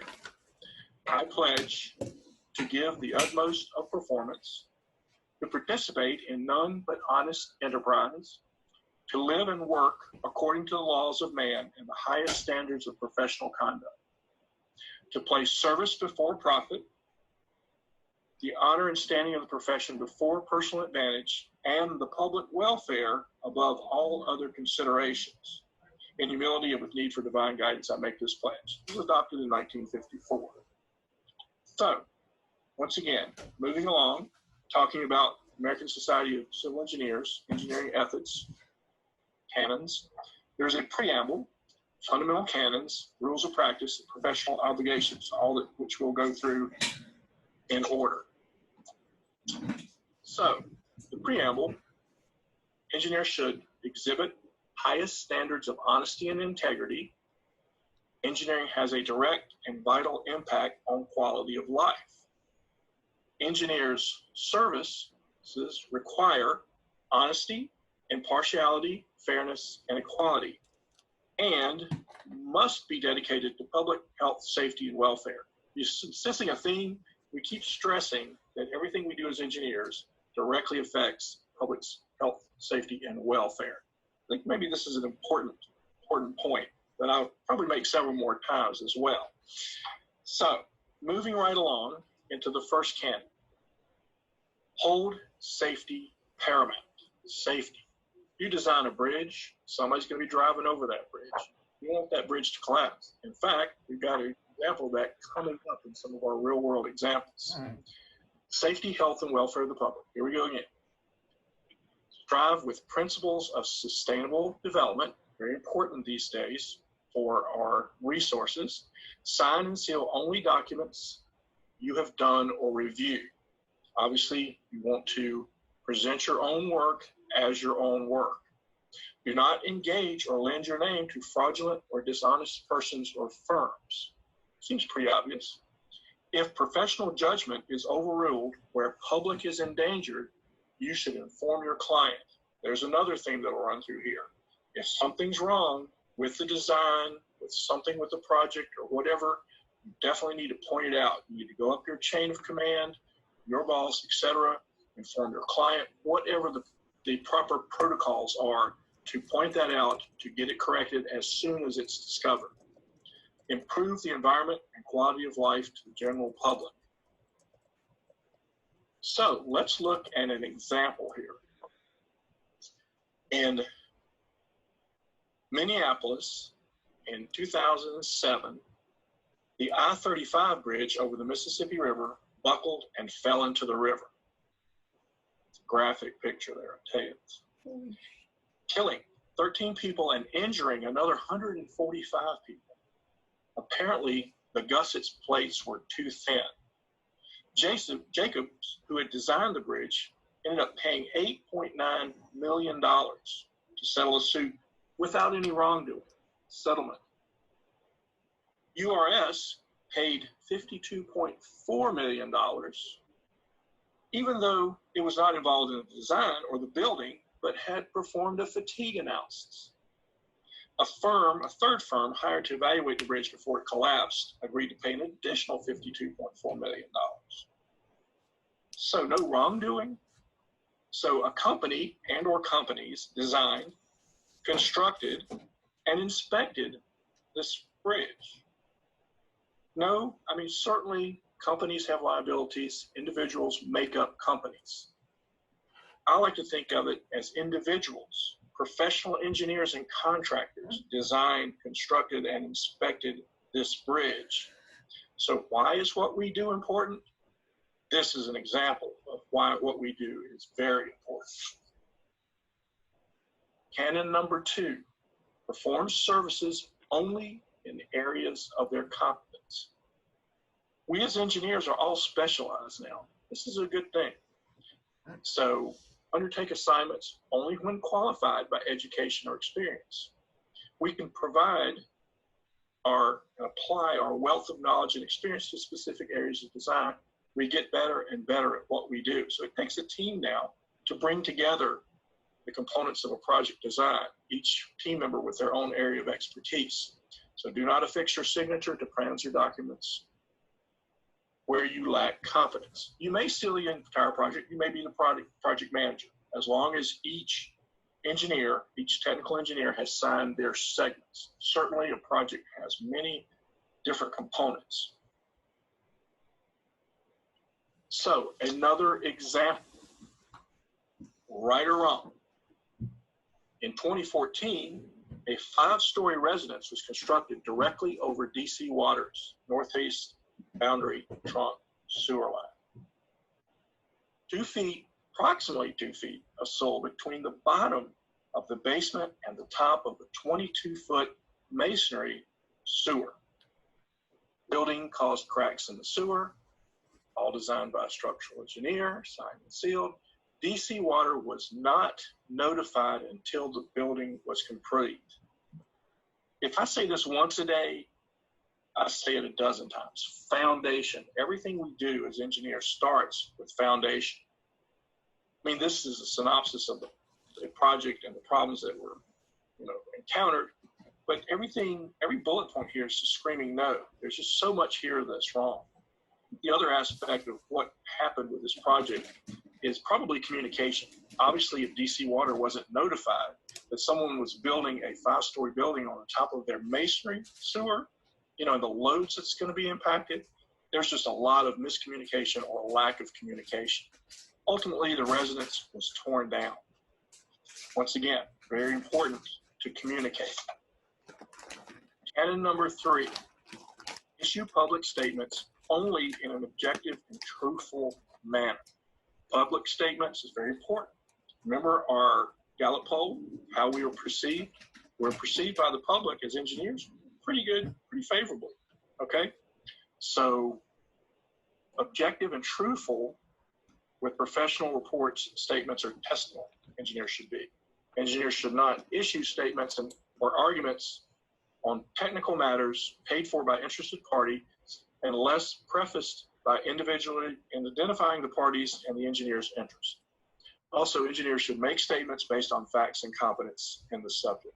I think this last bullet point sums up this particular canon. facts and competence in the subject matter. Don't be afraid to defer to the expert. This is something I tell especially young engineers every day. In my daily activities, I'm constantly letting my clients know that I don't have the answer to a specific question or concern, but that I will consult with a resident expert or someone in that area and get back to them. Don't be afraid to say, I don't know something. Don't make up something on the spot. Don't act like you know something you don't. I always expand on the phrase, I don't know, by saying, I don't know, but I will find someone who does and get back to you. And that is so well appreciated with your clients. Another example, the Florida International University Pedestrian Bridge project was fabricated on site to be lifted into place. Designed by FIG Group, it's a 950-ton span, collapsed, injuring 9 and killing 5, unfortunately. A key concrete support in the structure developed some cracks some 10 days before it was to be lifted into place. There were photographs and an internal email that were unintentionally released by the school, and they showed this. The blue hydraulic jack, shown in the zoomed in, was attached to a tensioning rod running through the bridge number 11 strut, a concrete brace that helped support the span in order to retension the structure. Not clear why workers were doing this, but independent engineers believe the procedure caused the number 11 support to fail. The result was a catastrophic failure of the pedestrian bridge. You can see in the time-lapse loop there, as somebody actually caught the collapse. So the end results, consulting engineer noticed the cracks in the number 11 cord 10 days prior to lifting the bridge. It's still, I believe it's still being investigated by the NTSB. Four independent bridge engineers reviewed the designs and claimed number 11 cord was too small and lacked adequate reinforcement. No redundancy was built into the bridge, and the cable stay design was just there for looks and lighting.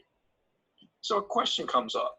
Is it a breach of professional standards of ethics for an engineer to judge or speculate on any aspect of a construction accident? Well, a representative for FIG, the designers, said it is a breach of widely held professional standards of ethics for any engineer to judge or speculate on any aspect of a construction accident unless they have complete knowledge of all the facts, which include construction materials, design, and other factors, and are highly experienced in bridge design. Well, to counter that, Arthur Schwartz, who's deputy director and general counsel for the NSPE at the time, said independent engineers often use their experience to shed light on tragedies such as Hurricane Harvey and the I-35 bridge collapse in Minnesota. We need independent verification, independent investigation of these types of failures. And he went on to say, I am not aware of anything in our ethics code that says it's unethical to render opinion as long as the engineer has studied the facts and circumstances of the incident and is properly trained. So certainly we need independent investigation when there is a failure. Canon 4, act for each employer or client as faithful agents or trustees. When you're working for your client, their needs are paramount. Disclose conflicts of interest. Do not receive compensation from more than one party for services on the same project unless fully disclosed. Once again, avoid conflicts of interest. Engineers in public service shall not participate in decisions with respect to services provided by them or their firm. Once again, avoid conflict of interest.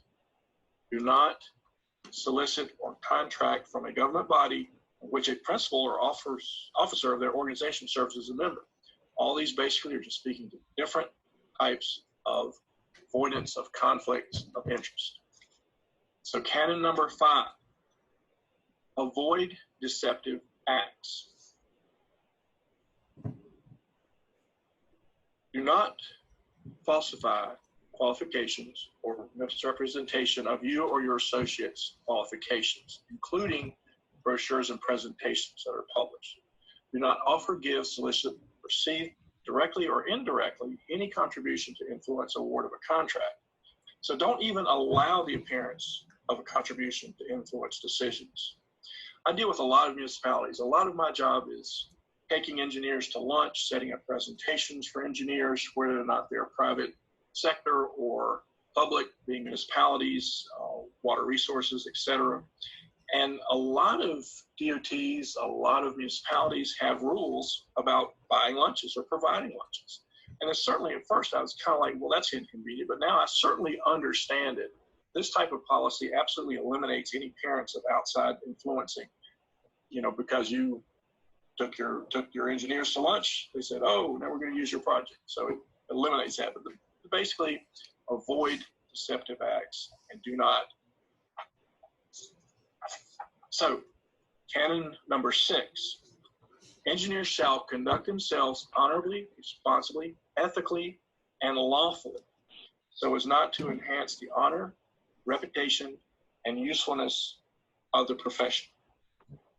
Remember our Gallup poll. It's an opinion or perception of the public that contribute to the high rating of engineers. So as long as we conduct ourselves honorably, responsibly, ethically, and lawfully, then we will reflect to the public that we have honor, that we've built a good reputation, and that the profession is useful. So once again, perception is everything. We want to make sure we maintain these canons to maintain our perception. Canon number 7, continue professional development. Keep current in your field of specialty. Encourage employees to become registered, attend meetings, and present papers. We all know, just as you guys are doing today, you're getting those continuing education, your PDHs, by learning, you know, hopefully learning something from this and getting some good information. But I would also encourage you as individuals to get out of your comfort zone. I mean, whether or not you believe it, each individual has something to contribute.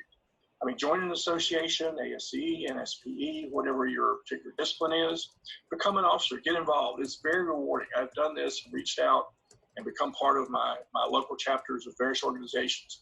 And it is very rewarding. You feel like you're giving something back to your profession in that regard. Finally, the new canon, adopted in 17, states, engineers shall, in all matters related to their profession, treat all persons fairly and encourage equitable participation without regard to gender identity, race, national origin, ethnicity, religion, age, sexual orientation, disability, political affiliation, or family, marital, or economic status. That's the newest and 8th canon under the American Society of Civil Engineers fundamental canon. Now, what you should know as engineers, definitions critical for engineers to understand. Those are liability, standard of care, negligence, and duty. So let's take a look at each one of these individually. Liability, the condition of being responsible for a possible or actual loss, penalty, expense, or burden. What did we see with the bridge collapses? Someone needs to be responsible. And when I say needs to be responsible, need to be responsible to do the job that they're supposed to do, be diligent, make sure the design is correct, make sure that they follow all procedures so they avoid at all costs any type of catastrophic failure in a project they're working with. Standard of care, failure to perform as others would reasonably do in the same conditions. So we all want to have the same standards so that if a client goes to this firm or that firm or the other firm, they're getting the same standard of performance from the particular engineer and or engineering firm. Negligence, failure to do what is reasonably required. We obviously want to make sure that we do what is reasonably required. So there is a set of requirements on a specific project that we must follow. We must follow those to develop the design and the ultimate construction of the project. Duty, a legal obligation that entails mandatory conduct or performance to render service or perform certain acts. When you enter into a contract with a client to perform engineering services, you have a duty, a legal obligation to perform those services as professional that you need to be. So let's look at another example here. Right or wrong, who owns the work product? Engineer A is an employee of firm X. He maintains copies of everything he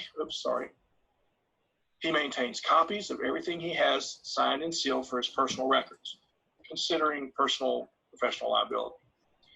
He leaves the firm and firm X demands the copies he is claiming that they are property of the firm. Engineer A refuses, claiming he has rights to copies of his work.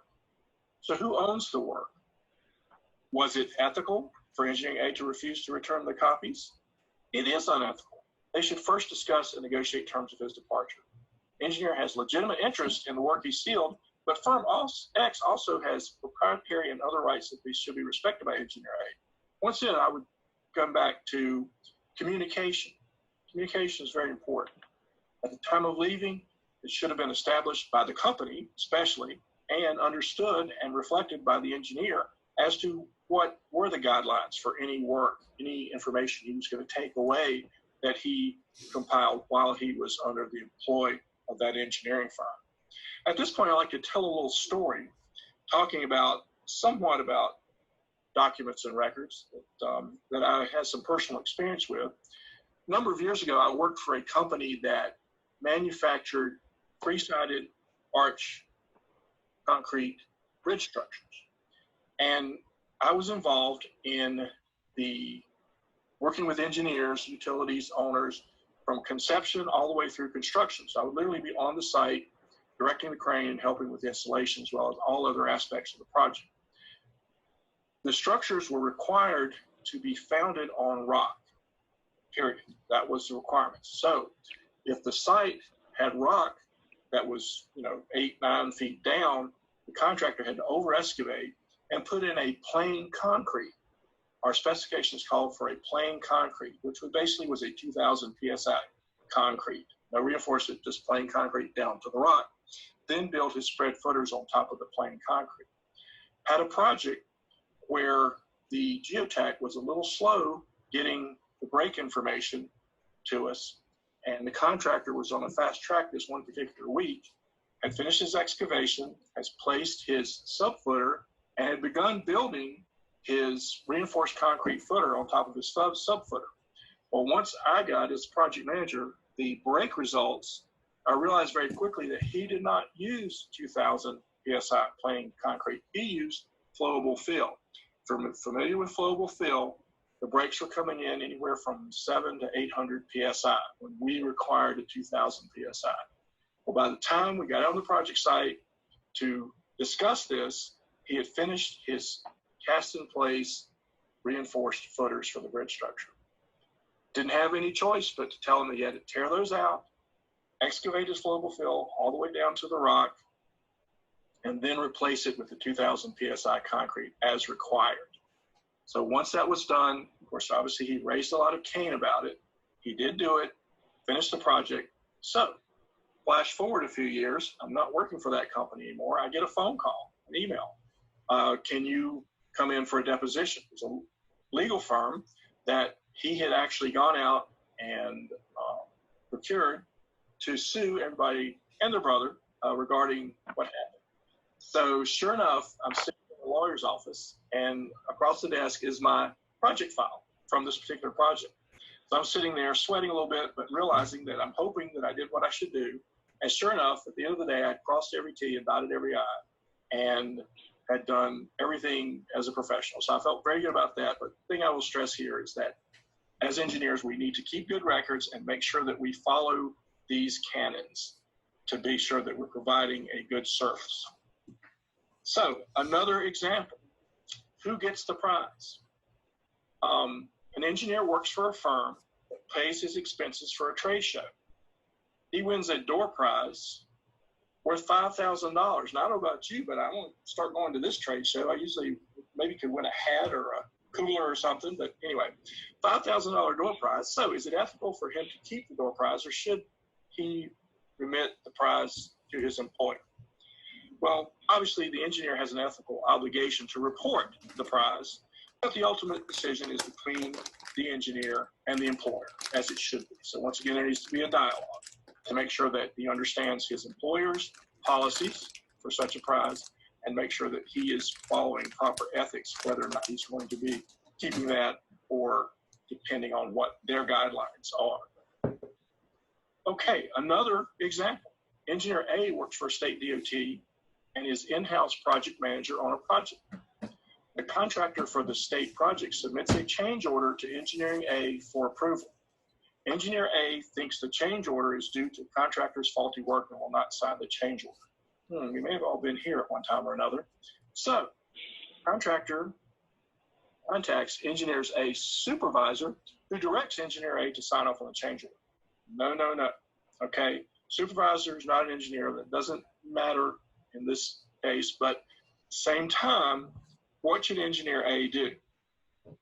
He should not sign off. It would not be ethical. Once again, harking back to my statements about if something's not right, it needs to be brought to everyone's attention right away. Client, the engineer, or at least internally, and then to the client once you get your plan together. But certainly, Engineer A was right not to sign the change order. Okay, one more example before we wrap up. Engineer A performed research and prepared a paper based on that research, which was duly published in the Engineering Magazine under his byline. Subsequently, an article on the same subject under the name of Engineer B appeared in another engineering magazine. A substantial portion of the text of Engineer B's article was identical word for word with the article authored by Engineer A. Engineer A contacted Engineer B and requested an explanation. Engineer B replied that he had submitted with his article a list of 6 references, including Engineer A, but the references had been inadvertently omitted by the editor. Did B act ethically? He certainly did not. If you're using someone's research, someone's published paper and or research, the first thing you need to do is contact the individual that conducted and or published that research to see if you can use any or all of a portion of it and gain their permission. So certainly, once again, you don't want to be unethical by plagiarizing. That wraps up the presentation on ethics. Reminder, I'm Mike Johnson, Regional Manager, Concrete Pipe and Precast. Email, phone number if you need to reach out to me. Otherwise, thank you for your time and attention. I understand there will be now time for questions and any questions and answers you may have. Thank you again for your time and attention.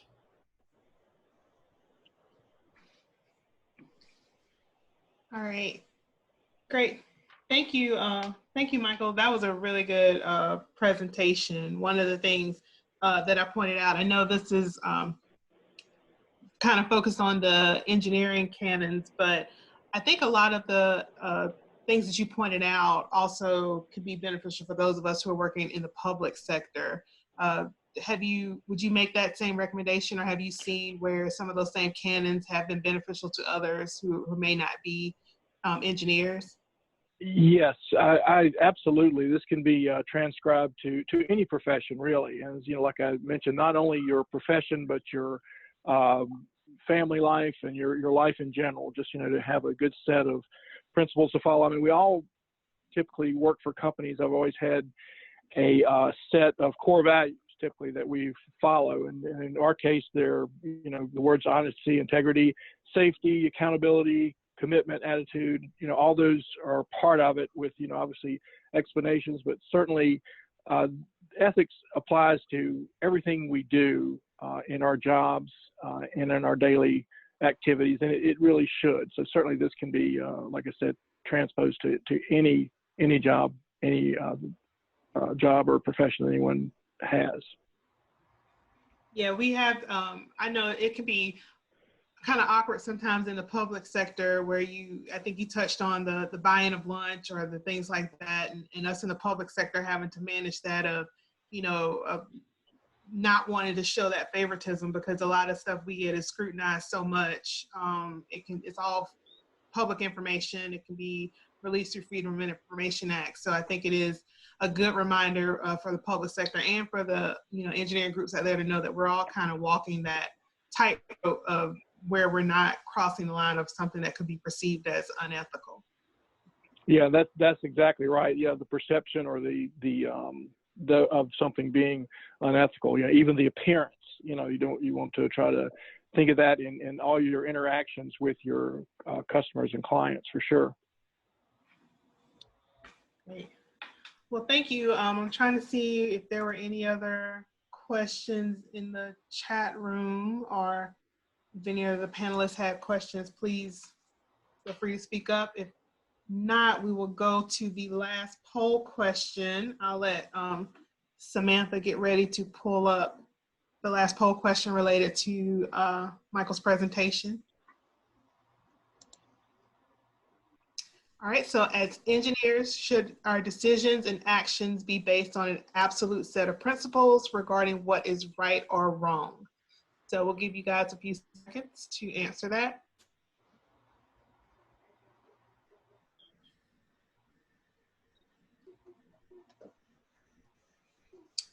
All right, and should be an easy question, but now we'll see what the answers.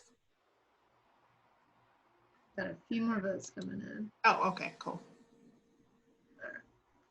All right, yes. Okay. 100%. Very good, very good. I'd hope to make it simple. And certainly, as I mentioned, there are gray areas. There are areas that, you know, require a lot more scrutiny and discussion, and that you've got to be careful to come down on the right side of. So certainly, not everything clearly falls out as black and white. Even though that, you know, like I said, with our, you know, basic principles as designers, you know, we certainly work under. There's so many things we deal with on a daily basis that do require extra effort to make sure that we're landing on the right side in our decision making. Very true. Well, thank you again, Michael, and I also like to thank Megan and Ryan for being with us today, for being flexible as we move from potentially seeing everybody. We were supposed to meet up last week for the conference, but instead, you know, we're doing this virtually. These were presentations that would have been presented at the state conference. I'm glad that we were able to still make these available to our members. There's a lot of good information. And even on the break, some of the people here where I work mentioned some of the things that they took from those presentations. So hopefully those of you who are listening also got some valuable information that you can implement at your organization. Just like to, before we wrap up, remind everybody to please vote. The voting is open for the new state board members, so that information is on the website. We also had that rotating during the breaks, so you have about a week or so left to still vote on the slate of officers for the 2021 board. So definitely, there you go. There's the website on southcarolinaapwa.net. So go online today, vote for the board of directors. We also have positions available for committee members. There is the Education Committee, the Sustainability Committee, the Diversity and Inclusion Committee. So if you are interested in becoming more involved in South Carolina APWA in some form or fashion, definitely reach out to myself, Dana Higgins, Ken Nagel, any member on the board, and just let them know of your interest in what committees you may like to participate in, including potentially like hopefully we'll get together next year for the conference.